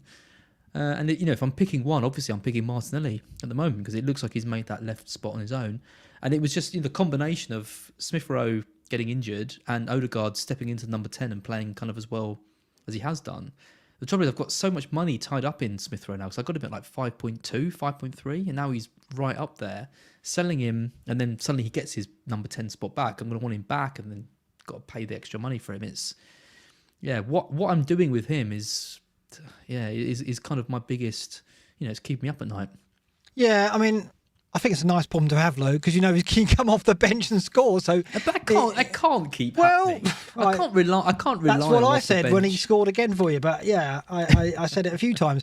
But it is. And interesting here. Look where Kane and Son is over the last 6 game weeks, 5th and 6th for minutes per XGI non-penalty. But it backs up that attacking data improvement in Spurs, that Kane and Son are right up there in the top 10 players for XGI non-pen. So, it's interesting, isn't it? We talked about, don't necessarily back Kane and Son against Palace, because Palace are a strong defence. But we've said before, go with the attacking data. Don't worry about the defence. If Kane and Son, if you think Kane and Son are good enough to score a couple of goals against Palace, they could still do it. And this attacking data suggests that. So maybe there is an argument for going Son and captaining him. Yeah, maybe. But then, like we've also shown, the numbers aren't always the best metric to judge your decisions. Go on. Kane. I was just going to say Kane in 5th is really interesting, because I mean that is such a massive light year of difference between before Conte arrived. Well, look at the minutes per shot, 20.8, which is where we'd expect it to be for Kane, right? Having a shot every 20 minutes is what we're used to. Over the season, if we just go back, what's Kane over the season? 31.3. So it's actually got better recently, but it was in the 40s earlier in the season. Well, he's always been a shot every 20x minutes, right? Always been that. So he's getting that. He's getting back to where the data used to be. If the returns aren't there, the data's beginning to get in line with that. It'd be interesting to know what happens with Conte in the system, because he did the 3-5-2 in the last match, and that was really effective. But then he's gone 3-4-3 in other matches with Lucas Moura and Son drifting a bit wider. And I wonder if he's going to stick to that 3-5-2 now, which means Son is going to be right up there as the focal point, or whether he's going to swap back and then maybe Kane is the better pick. Well, Bergwijn impressed, didn't he, in the Carabao Cup as well, which suggests that he could go the free again. And Conte talked him up as well. Said he was it's difficult, I think, with Moore and Bergwijn. There's players that he'd want to get in the 11, you'd think. So going with the two up top, it's difficult to find a place for either of them. So, yeah, it does remain to be seen. In the front, too, Son obviously appears to be even more effective. But, yeah, that's a consideration as well. I think it will be a front two against Palace. I think they will go with that because Moore and Bergwijn played in the League Cup. So you'd think that they'd be on the bench. So what about Dele Alli? What about him? Yeah, no, he's not in these numbers and he's not someone I'm considering just yet. You never know, he might have that revival, but it's early days. One thing I just wanted to say here, look how many Arsenal players are in this chart. You got Martinelli, Smith Rowe, Saka, Odegaard and Lacazette. 5 names, all in the top 30 for minutes per XGI non-penalty. Again, it just underlines the talent that they're giving us and some of the value there, right? And also the problem, because you've got 5 players for 4 positions. So who do you get? It just highlights how good they all are and how difficult it is to pick one that's going to stand out. I think, Saka's the one that is the most nailed. I think anyone with him isn't going to want to switch. But if you've got Smith Rowe like I have, it is a bit of a conundrum. I think Saka owners are unlucky. Like Andy's got Saka, and I always think Saka always looked the best option, always there, always in the starting lineup, always plays well. And then we've had Odegaard getting points, we've had Smith Rowe getting points, now we've got Martinelli getting points. He always seems to be the best option, the best player, but not the one returning the big points. My issue with Saka is and I saw it when I went to the Emirates, was he's so unselfish that he can just be deployed anywhere. He can just fill in at left back, for different games. He can come into central midfield, he can play up front, he can drop back. He's everywhere. He's such an energetic player, whereas the others are much more attacking wise. So although Saka's got that nailed on this and his stats are good, I would still back the other players to get returns if they start. Yeah, absolutely. I mean, before we get off these player lists, one player I just want to touch on, Antonio, right down the bottom there in 75th in the last 6 game weeks. XGI non-penalty every 387.9. You sold him, I sold him. Any remorse about that? I mean, a little bit. I mean, if I see him in the starting lineup in any game, I'm still worried because I still think back to how he was in the first sort of 6 weeks when he was lumping balls up to him and chesting it down and scoring. It was incredible. There it is. What we're looking here is a shot map from game weeks 1 to 7. That was his first 6 appearances. All those shots you can see there. I think there's about 30 odd shots. There's about 15 on target. Then you look at the last 6 matches, 1 shot on target out of what is that? 8 shots in total over the last 6 matches. One of those is in the halfway line. He took that at the centre, didn't he? So his demise has been absolutely shocking. And, the fixtures are strong for West Ham. We know that. They've got a great run. But we both got rid of him despite those fixtures. And actually, I look at it and think, at the moment, don't regret it. And I don't fear him. Do you fear him? Yeah.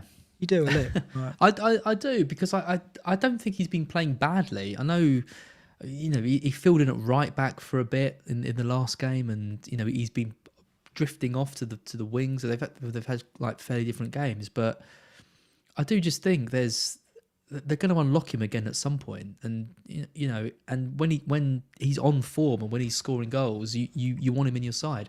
And again, we talk about the forward options that we've got, and there's so few of them. There's few that I think are better than him given the fixtures that they've got. I just can't see him blanking in these if he plays in the next few matches. Well, let's have a look at the fixtures because they are really, really strong. Southampton this week, Watford away, Palace away, Leeds at home, then United away, Watford at home, Leicester away. All those defences. Southampton, Watford and Leeds in the next 4 games. Like, he's got to deliver in those. Well, you'd think, but he's only had 8 shots in 6 games. Only 1 shot on target in 6 games. That's crazy, isn't it? Yeah, it is. And you talked about Lacazette playing that role where he's coming deep and allowing Martinelli and Saka to get beyond him. I think that's what we've seen from Antonio. I think we've kind of seen him start to drop deep and drop wide to allow Bowen and Fornals absolutely have. And Benrahma and Lanzini to get into the box. It seems to be an adjustment in his role, right? Yeah, I'd like to think that's because of the difficulty of the fixtures that he's had, and he doesn't need to do that. But then we thought that with Tony. I was going to say, you said that with Tony. it's the perfect comparison, isn't it? Because we thought, Tony's got some good fixtures now. He doesn't need to be the creator and drop deep and all that. But he does. And, it was a nice theory. Yeah. I mean, Lacazette, you could say the same for Lacazette. Did he need to drop deep against Leeds and let the other players come in with Leeds' defensive problems they've got? Well, maybe not, but he did anyway. Like, it's tactics. I think against Leeds, because they go man for man, Lacazette knew when he was dropping deep, he was bringing the centre back out. It works perfectly, right? Against Norwich, that not necessarily happened because they don't play in that way. So I think that just was that one game.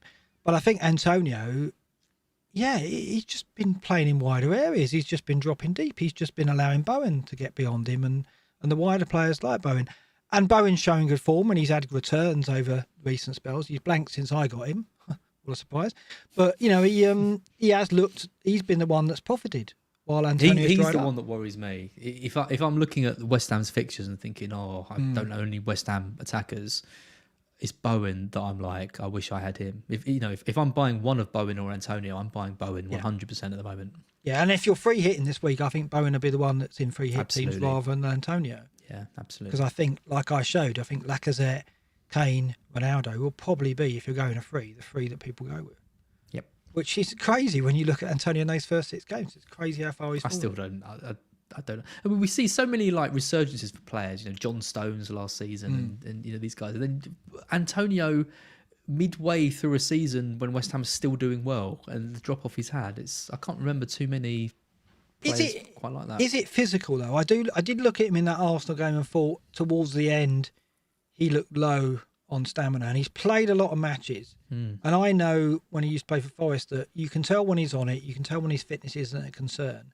And I look at him at the moment, he does look like he's gassed a bit late on in games. And they aren't able to take him off, are they? They're not in a position where they've got anyone who can come on for Antonio. They have to move Bowen over, right? So it disrupts them.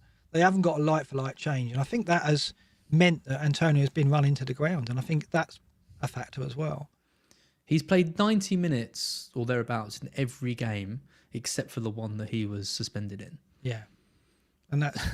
So he has been flogged. Like they are using him. They couldn't be using him more. And like you say, we said at the start of the season that the West Ham not signing another striker could be kind of their downfall. And he's been playing in Europe as well. Yeah, exactly. Yeah, so he has had appearances there. Yeah, yeah. I mean, we were more worried about him getting another injury, like his hamstrings going. Not necessarily the fatigue, but I think there probably is something in it that maybe the rest has done him good. Maybe we're going to see a new Antonio against Southampton. If he's recovered from COVID. He's almost a differential at the moment. What's his ownership must be plummeting. 35%, I think. Yeah, but he's the most sold player in the last few game weeks as well, isn't he? So he is going down. All right, predictions. How have I been doing while I've been away? Not particularly well. Simon March did well, didn't he? Did you see that the week before last? Oof, got 3 correct scores. 7 correct outcomes, I think, out of 9, didn't he? Won't be having him back on. No, definitely not. Don't do that again. Not only has he won FPL, he's beaten us at predictions as well. Don't do that again.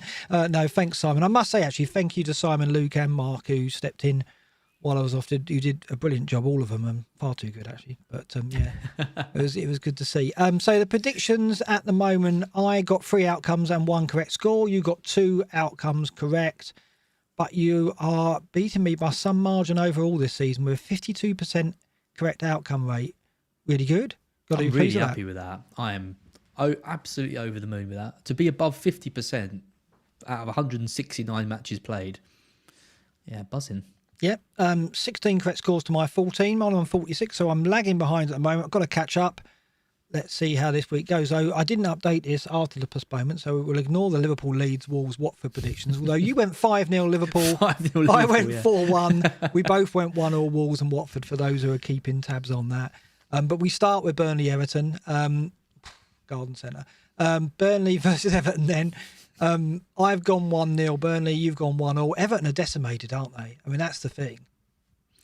They are, and I could have gone for a Burnley win. I mean, it got even when I saw the postponement today. I thought about maybe updating this, but it was interesting, the Chelsea game for Everton. They found a way. I mean, they got lucky, very lucky at times. Chelsea's XG in that game, I don't know what it was. They should have scored plenty of goals, but it looks like the reserve players Everton have got are half decent. And yeah, I think Benitez might get them a point in this match. Calvert-Lewin's back. Too early to go with him? It's got to be, isn't it? I would have thought so. His minutes are surely going to get managed. And we've got so many other problems to deal with that bringing in a just got back from missing 4 months of football. I'm not going down that road. Yeah, they can't rush him back, I guess. But how long before you would consider him? Because I mean, we didn't look at forwards data today, but I can go back to forwards data. He's still 5th overall over the strikers because we've struggled for forwards to kind of step up in that bracket. Bamford's not been fit. I mean, Lukaku and Ronaldo have done okay. Certainly Ronaldo has, but we've lacked options. Calvert-Lewin coming back, given the data that he generated in the first opening part of the season, we've got to consider him when he's back and in the team, haven't we? Well, look at the fixtures as well. Burnley, Newcastle, Brighton, Norwich, Villa. I mean, it's an incredible run. They're top of the ticker, Everton, right? Absolutely. And, Damari Gray, I want to see him kind of back in the side because he looks like the most threatening attacking player for Everton if he's playing. But if Calvert-Lewin's in the side, we saw previously that is what the Everton team's geared up for. Get the ball to Calvert-Lewin in the box and let him score. And I think he would have been a real player that we'd have in our teams if he hadn't got injured. So hopefully he can come back in and create another option for us. I think it's not just about him being fit. It's also about, is the service and Townsend Gray going to be there? Have they got confidence? Are they getting the ball to him? And that's what we've got to watch for. I think as soon as we see signs of that, Calvert-Lewin. Well, we thought Dean would be the person that Vinicius would be. He's off, isn't he? He's going, but he's completely. It's a bold call. I don't know what's happened with that because I think Dean is when he's on form, he's one of the world's best left backs. He's like the one sort of almost world class player that Everton have got, and for Benitez to have fallen out with him and for him to obviously be on the move is a big statement. But he hasn't produced it on the pitch, has he? This season. And a lot of last season, he wasn't strong enough. That's what I mean, though. What is going on there? Why hasn't Benitez managed to get the best out of arguably their best player in the side? Yeah. Is it a failing of his, or is it something that was kind of unavoidable? It's an interesting one. Well, it's another option gone to us, but we hope Calvert-Lewin comes back as someone we can consider. I've gone 1-0, you've gone 1-1 on that one. City, Leicester, we've both gone a home win. I've gone the 3, you've gone 2. Don't see any doubts there. Yeah, I mean, the only doubt is I think Leicester could potentially score in this match. They're so reliant on getting goals because the defensive data's so poor. Maddison's in great form. Vardy or Daka, whoever starts in that position. Tielemans is looking really good as well. So, and they won this game at the Etihad last season, 5-2, wasn't it? Yeah. Vardy hat-trick. I think Leicester could potentially score in this, but I think that cup exit for Leicester is going to hurt them. What do you make of Leicester? Because your man Maddison is a player I know you rate. Vardy now seems to be not immune from rotation because you've seen him rested in games. Do you think that Maddison's now the only option you go to if you were looking to invest in their attack? I think Tielemans is an option. I talked about him in my article for Scout over on the site. His minutes per shot is doubled. Halved, doubled, whatever it is, whatever the good one is, halved since last season. Double the amount of shots. He's on penalties as well when Vardy's not on the pitch, which is becoming a bit more frequent with Daka there as well, and we're seeing him kind of in more advanced spots. But I still think Maddison's the one. The apple of your eye, isn't he? I just want him to be an option so much, and you've got to take note of a player who's got 3 double-digit hauls in 4 matches, even though the fixtures were good. That isn't a return of like a deep lying. I tell you what, playmaker. When he was banging them in, I was thinking, God, thank God that didn't go with him as well, because you almost called that as well, didn't you? Because I think we joked about, you go and get Maddison, and he produced over that spell. Now, is he streaky though? Is he, or do you think he can sustain it? If Rafinha hadn't had good fixtures, I think I might have made the move because he got that first double-digit haul and then he had another good game after that. I thought, this could be the time that because but there was always some worries about his minutes and he wasn't fully fit and all that kind of stuff. He is a streaky player, but I just bang the drum. I do think he is potentially. I'm not going to say a world-class player because I don't think he is, but he's potentially a really, really good player. And I think Leicester have tried to build a team around him before and it's not quite worked. But I do wonder if maybe this is the time we're going to see the best out of him. It's just consistency, right? That's what we want to see from him. And the relationship with Vardy's there. It's just at the moment. I think, if you're going to go one of them, it has to be Maddison, right? Because Vardy's not as secure as he was. It's all just about his positioning. If he's getting the ball around the centre, around the the first half of the pitch, then he's not an option. But if he's getting the ball in the penalty area, which we've seen him doing more in these double-digit hauls, like he hasn't been scoring outside of the box. He's been actually getting into the box and scoring inside the box. That's the key for him, and he has been doing that. So, I do like him. Okay, we've gone a 2-0 and a 3-0 there. Norwich Arsenal, I've gone 3-0. You've gone 2-0. No argument there. I mean, Norwich just don't offer anything today for us to consider anything but an Arsenal win. They might frustrate Arsenal, but attacking wise, little. Yeah. Spurs Palace, we've gone a 2-1 and a 2-0. You think Palace will nick a goal there? Yeah, probably. Yeah, I don't see more than that. I think you said earlier about, how many goals can Spurs get against this Palace defence. You wouldn't expect Palace to keep them out. You expect Kane and Son to get something from the game. Is it going to be a bigger return? Is it going to be the kind of return that we'll see from Ronaldo? We'll see when we get to that score in a minute. West Ham, Southampton, I've gone 2-1, you've gone the 1-0. Again, yeah, Southampton are a funny side, aren't they? I mean, I'm always writing them off. I'm always backing the team to beat them, but actually they do manage to grind out results and can get the odd shock result. They're not, they're not cursed by COVID at the moment. They've got a fit squad, I believe. They've got Adams back, so Broha's always a threat. So I do think they can score in this game. I've gone 2-1 though, you've gone 1-0. And then we go on to Villa Chelsea. I think this is a tough one to call because of Chelsea's form. You've gone 2-1, I've gone 1-1.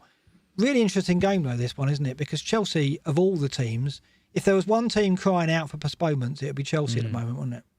Yeah, absolutely. And yeah, I've gone for the Villa win in this one because I think this is a really, really good time to play Chelsea. Yeah. They've been pretty poor. I mean, Wolves should have won that game against them.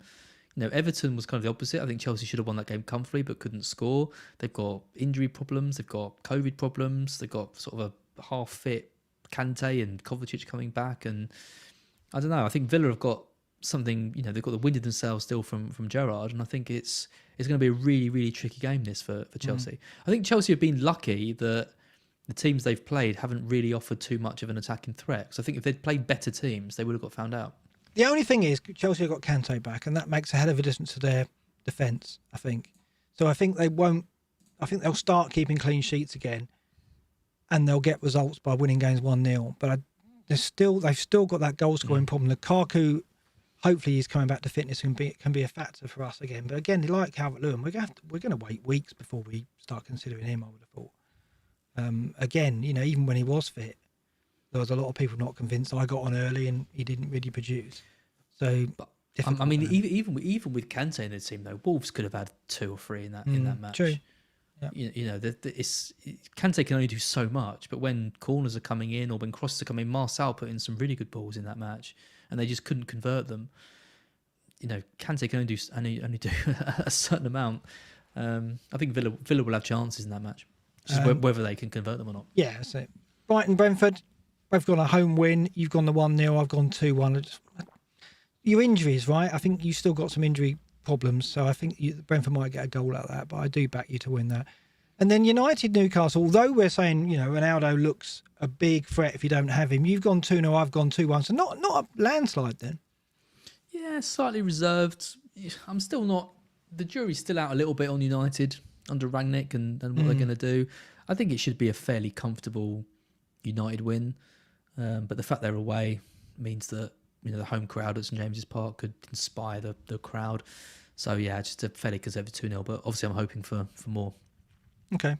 Well, the captain matrix changed quite considerably in the last couple of hours when the Liverpool Leeds game dropped out, and now I've highlighted 2 primary candidates for this week. But going forward, Salah's still a factor. Salah's still a factor for game week 20 at Leicester in particular, right? If you're sending him this week to get Ronaldo or Son in, you've got to be worried about game week 20, right? Yeah. massively worried. Because his ownership's still going to be around the 70% mark, and he's going to be the EO of 160, 170%, I still imagine. It's just whether Son and the Ronaldo captain can kind of match it. If I do it, which I think I probably will. But yeah, it is a huge concern. I mean, Salah versus Leicester away shouldn't be that attractive a game on paper, but it is because of how poor Leicester have been.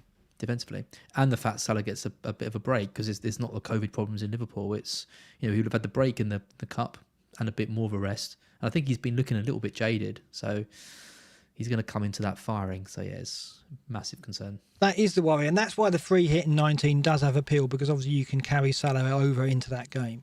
I think in 21, what I would be looking for if I did free hit in 19, obviously I'd hold Salah in 20, probably captain him at Leicester. In 21, that is when I'd probably be happy losing him. Salah goes to Chelsea and Son's at Watford, and I think Son at Watford could be a really strong differential captain. After that, I mean, Salah's not going to be around for the Brentford game, is he? I think he... Yes, no, he's gone. He's gone by then, yeah. So he's not a factor in that game week then, and he's not a factor in game week 23 either. So we need to correct this matrix because, well, he's not gone yet, has he, I guess? But, that's what we're expecting. So in game weeks 22 and 23, obviously 22 is going to be the double. So there's going to be a number of options there that we can look at. We think it's going to be the double. And then in 23, yeah, I mean, he's not around. Would you have the confidence to go Jota without Salah and Mane in the team? How would you feel about the Liverpool attack without those two? Yeah, it's really interesting. I don't really know. I mean, what we're going to see, Firmino come in, Jota and Minamino? Well, unless Origi's on the right or Origi. Yeah, I mean, they were linked with Bowen, weren't they, earlier in the season? They would have been perfect for this to have come in and done a job. Jury's out, I think. I think there's going to be a lot of onus put on Jota to be the one getting the goals, but you've got to think there's going to be less. There's going to be less goals for them. I think it's quite hard to separate Jota. Jota's an 8 million asset, but I think, do you look at him as being an 11, 12 million player at this time? Is it a kind of a mindset change? His returns are one of that level at the moment. We saw the data wise, he's top for XG non-penalty at the moment, and he if anything, he's outperforming Salah in FPL terms recently. So I think I don't think it's a stretch to look at Jota. But away at Palace is a tough fixture. And what other options we got there? You've got City away at Southampton. You've got Arsenal at home to Burnley, which, maybe if Martinelli is still in the team and he keeps growing as he is, he's suddenly going to become a captaincy option, right? That's the dream. So Ronaldo at home to West Ham's not a bad fixture either, and it could be that will be where the bulk of the captaincies go. But we'll have to see. Let's look more closely at this week. And again, Salah's come out of this. Jimenez was in this as well, as was Jota and Alexander-Arnold. They've come out in the last few hours to leave Ronaldo at the top of our captain candidates in terms of minutes per XG non-penalty. And I would say, out of the options, Martinelli, Son, Kane, Bowen, Lacazette, Cancelo, Ronaldo is some margin ahead, right? I don't think it's close. Honestly, I don't think it's close this week. I think you either get Ronaldo in or captain him, or you just don't watch any football on Boxing Day and hide. Oh, it's on Monday, isn't it? Oh God, can you imagine that? Is it on? Your captain blanks on the Sunday. That does make it worse, doesn't it? Because what you don't want right at this time, and we all know we try and not let FPL get to us, right? We try and not let it affect our mood. It would be awful if it ruined your Boxing Day, or it's the following day, isn't it? Right? You don't want that. You've got family round, spirits are high, and you're in this mysterious grumpy mood, and you're not saying why. There's no way it's mysterious for you these days. No, not in my house. No. I'm sure your family are we know exactly why Mark is swearing constantly and chucking his food across the room. It would be awful. And look at the defensive data here. If you look at the opponent's data over the season and over the last four, Newcastle are the whipping boys on show here. Clearly, from the data we see here, minutes per XGI non-penalty, 52.6 over the season, 46.3 over the last four. Of all the opponents of the captain candidates we've named, they have the worst defence in terms of the data here. So it all points to that.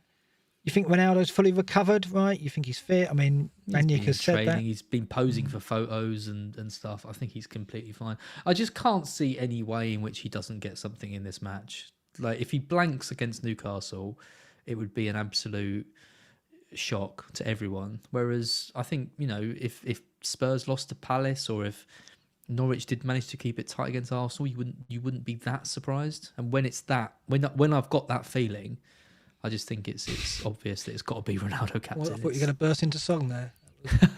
Well, I got that feeling. No, I didn't ask you to. I was just saying. I love a bottle of wine, Mark. I know. Well, there you go.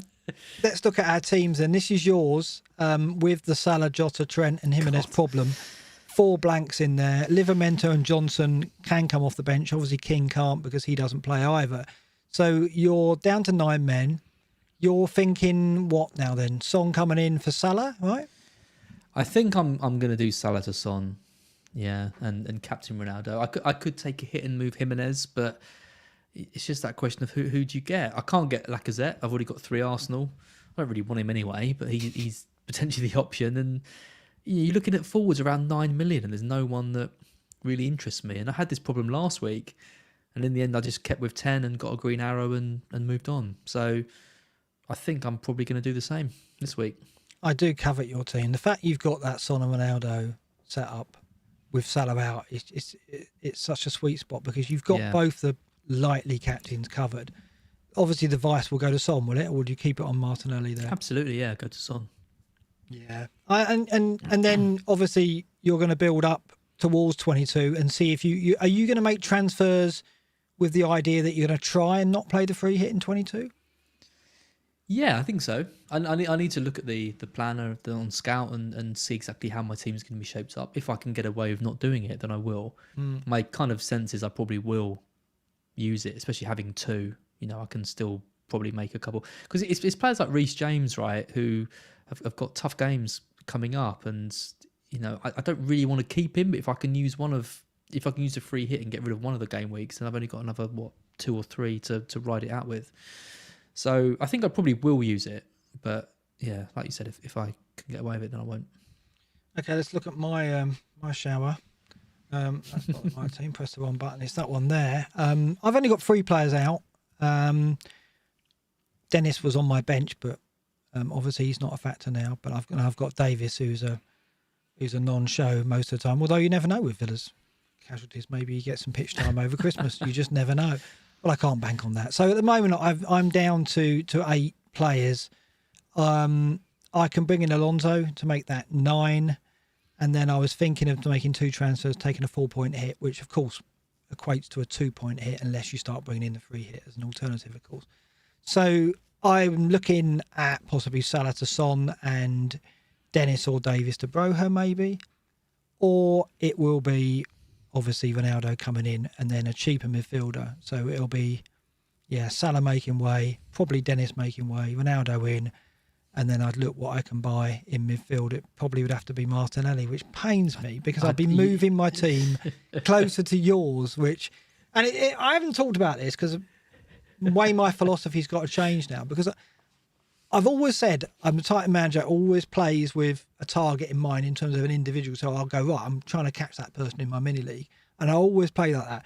But a few weeks back, I've decided that I can't play like that at the moment because I've just had to get some green arrows and get a run of green arrows first, not worry about other managers and what they're doing and catching them. Just concentrate on picking the right players to get some green arrows. And I've got 2 in a row, got back to in 250k. And I think I've still got to keep doing that. I don't think it's worth my while looking at your team and going, I've got to try and catch you up. At the moment, I've got to get a few more green arrows, try and get into top 100k, and then in maybe 10 game weeks time, start thinking, right, how do I now catch Az? I think when you're high up in the ranks and you're chasing people who are like 10, 20 points off you, it's, you know, you could kind of look at them. And I like how you talk about those kind of targets, but I completely agree. You can't be just getting differentials in for the sake of differentials when you're 250k, because you've got to get up into the top 100k. Like that's like minimum target for all of us. Really. Yeah, and I think that's what I'm trying to say to people. Like, if you're struggling at the moment, don't think you've got to go differentials to catch up necessarily. Just get a foothold, get some green arrows, get a run of green arrows going, and get some rhythm. Because it is amazing what you said about confidence. Like, when you get your confidence back, you are more likely to take a risk, and it could be that risk comes off. It shouldn't be the case, but I'm like that, and I think there's a bit of that in you as well, right?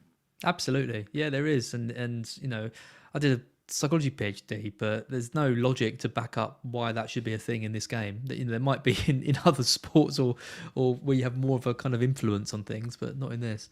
If you get in Martinelli though, he's going on the wall. I'm seeing that as such a win. So. Yeah, I mean, I said I wouldn't get Ramsdale a few weeks back. Now I'm going to get Martinelli. I mean, I like Martinelli. I'm not. Whereas Ramsdale, I was like, oh, do I have to get him? Martinelli, I welcome into my team because like you, I've always been a fan of his. But he around the 6 million mark, he looks the best midfielder to get at the moment. Why would I avoid that? No. You'd be cutting your nose off, wouldn't you? Yeah, absolutely. He's great, and I do wonder if we might even see him playing up front a bit when Lacazette misses out, because he's played that position before as a central striker. I think Nketiah might get a run. I think Lacazette gets Boxing Day, and then in the next game, who is it that Arsenal have got? They've got a tough run. They've got a tough run after Norwich. Yeah, they've got Wolves at home. I think Wolves at home, which I think comes 2 days after the. Let's have a look. What's the gap between us? Yeah, it's 1 day. So they've got 1 day between Norwich away and Wolves at home. I think Nketiah could play that Wolves game.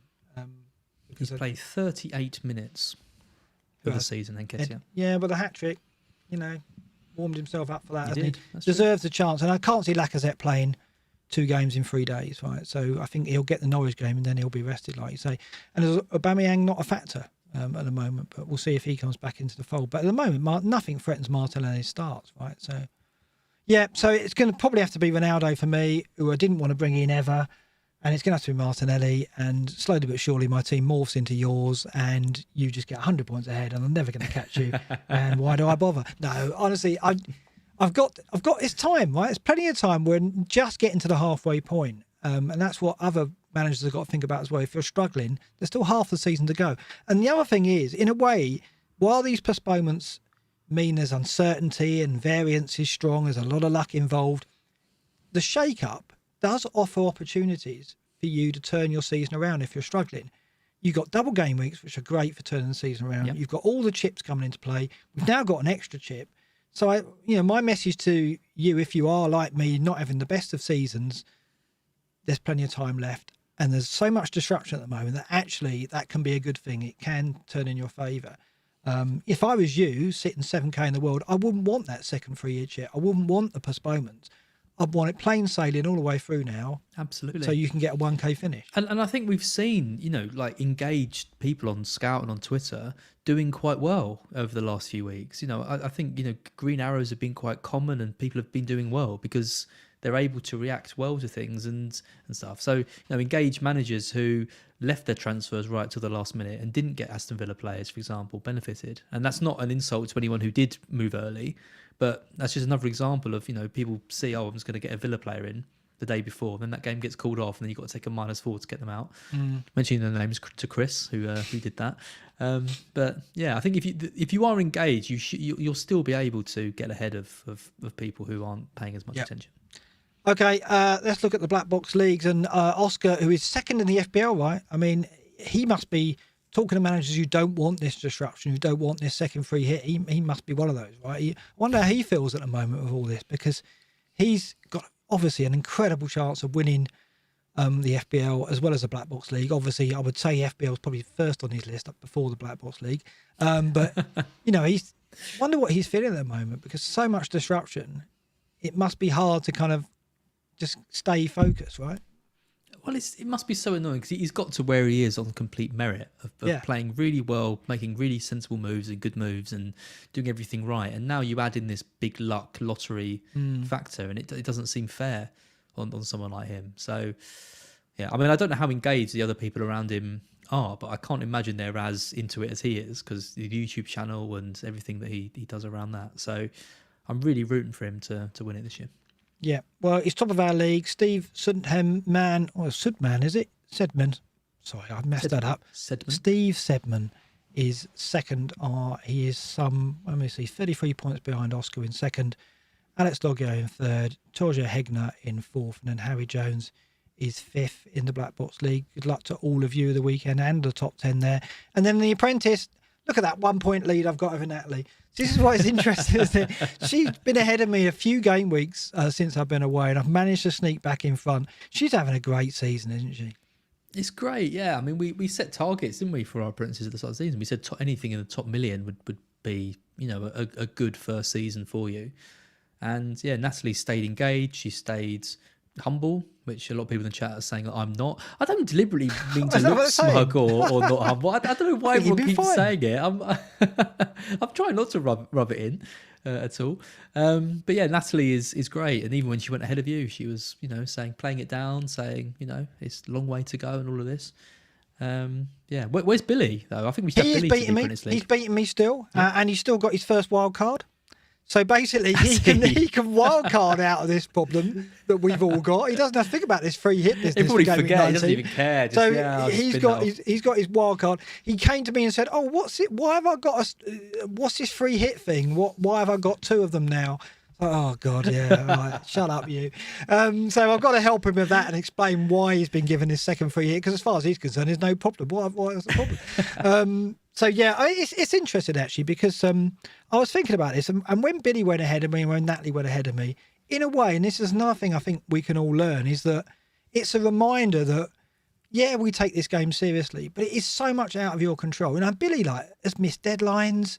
He's made transfers that are some wild transfers. He has played the game well, but he has made some mistakes and mishaps, and he's still beating me, right? So 2 things there. One, we got to remember how much variance does play a part. But 2, also, you can make mistakes. You can have bad game weeks. You can even miss deadlines, and you can still do well. You can still turn it round. Absolutely. I've made plenty of mistakes this season. It's all just about making slightly more good calls than you make bad calls. It's always been like that. I definitely haven't played optimally. I've just got in some players who've done well before other people did, but I've made plenty of bad calls as well. Yeah. Oh, just Steve Sedman's in the chat. Oh, is he, Steve? Sorry, Steve, I messed up your name there. It's because it was small print. I need large print these days now. I've turned 50.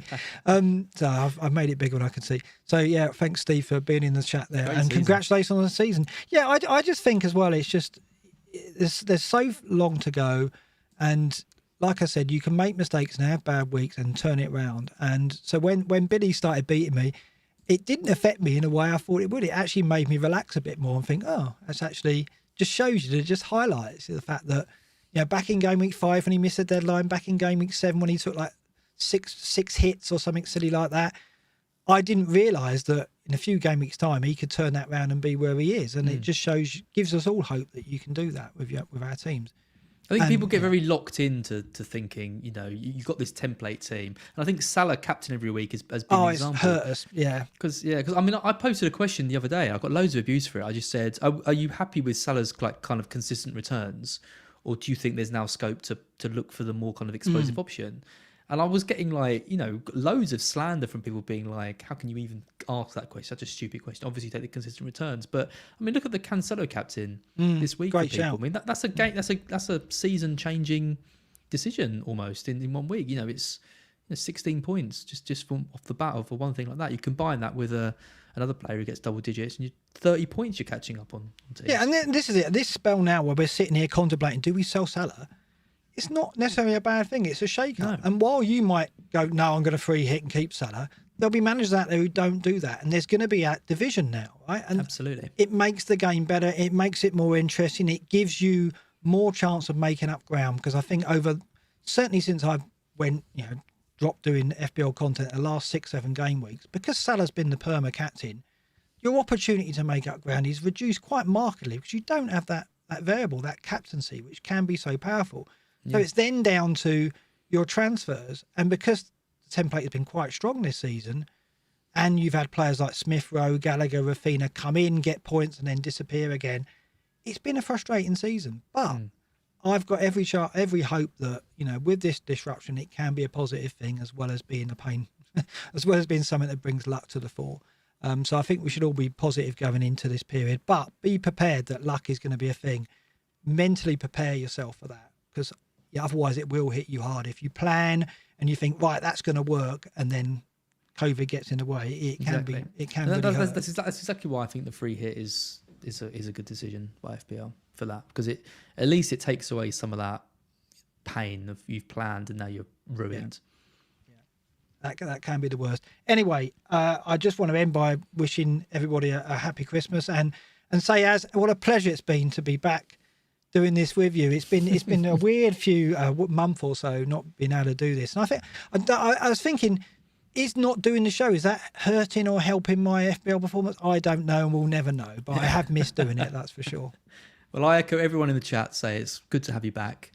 It's not been the same without you. We've had some great, Luke and Simon and General came on, did great jobs, but it's not been the same, Mark. It's good to have you back. Well, thanks very much, Az. And it's I don't know when we'll do the next show. I don't even know how. What do you reckon the shelf life of this episode is going to be? Because come 12 hours time, there could be another postponement. And it's 12 hours. That's hopeful. Yeah, well, we'll see, won't we? But hopefully, there's no more distraction before the deadline. I will be on Twitter and letting people know what I'm doing, whether I'm going to free hit or whether I'm going Ronaldo and moving my team next to Az. Oh, it's so depressing. But there's still a long way to go, and I still hold out hope. It's a good night for me. Oh, you've missed the smash and likes. Oh, no, do the smash and likes. You have been out for a while. We must do that. But yeah, we've got 1,300 people watching. Obviously, if you've enjoyed Mark being back, then you need to press the like button. If you haven't enjoyed Mark being back, then don't press the like button, and I'll use that against him. So either way, I win. I'd like to just also mention the Green Arrow, the FPL Challenge, as well, just because that's, people have really been kind of donating and getting involved in that. So, I always say each week, if you've got a Green Arrow, you can donate as little as 65p to that. There's a link in the description. But also, if you just fancy being charitable in general over this festive season, it's an amazing cause. Sharethemeal.org feeds hungry people around the world, and we'd love to see more donations to that. And the last thing from me, as you've said, is have a happy Christmas. There's probably people listening to this who are having to isolate, not seeing family and friends and all of that, and I hope you can make the best of it, and hopefully next year will be an improvement. But thanks all for your support, and yeah, we'll see you soon. Absolutely. Merry Christmas all, and we'll see you when we're out of Game Week 19 and probably out of Game Week 20 as well. And we'll see where we stand after that. Have good game weeks, have a great Christmas, and it's a good night from me. Good night, everyone.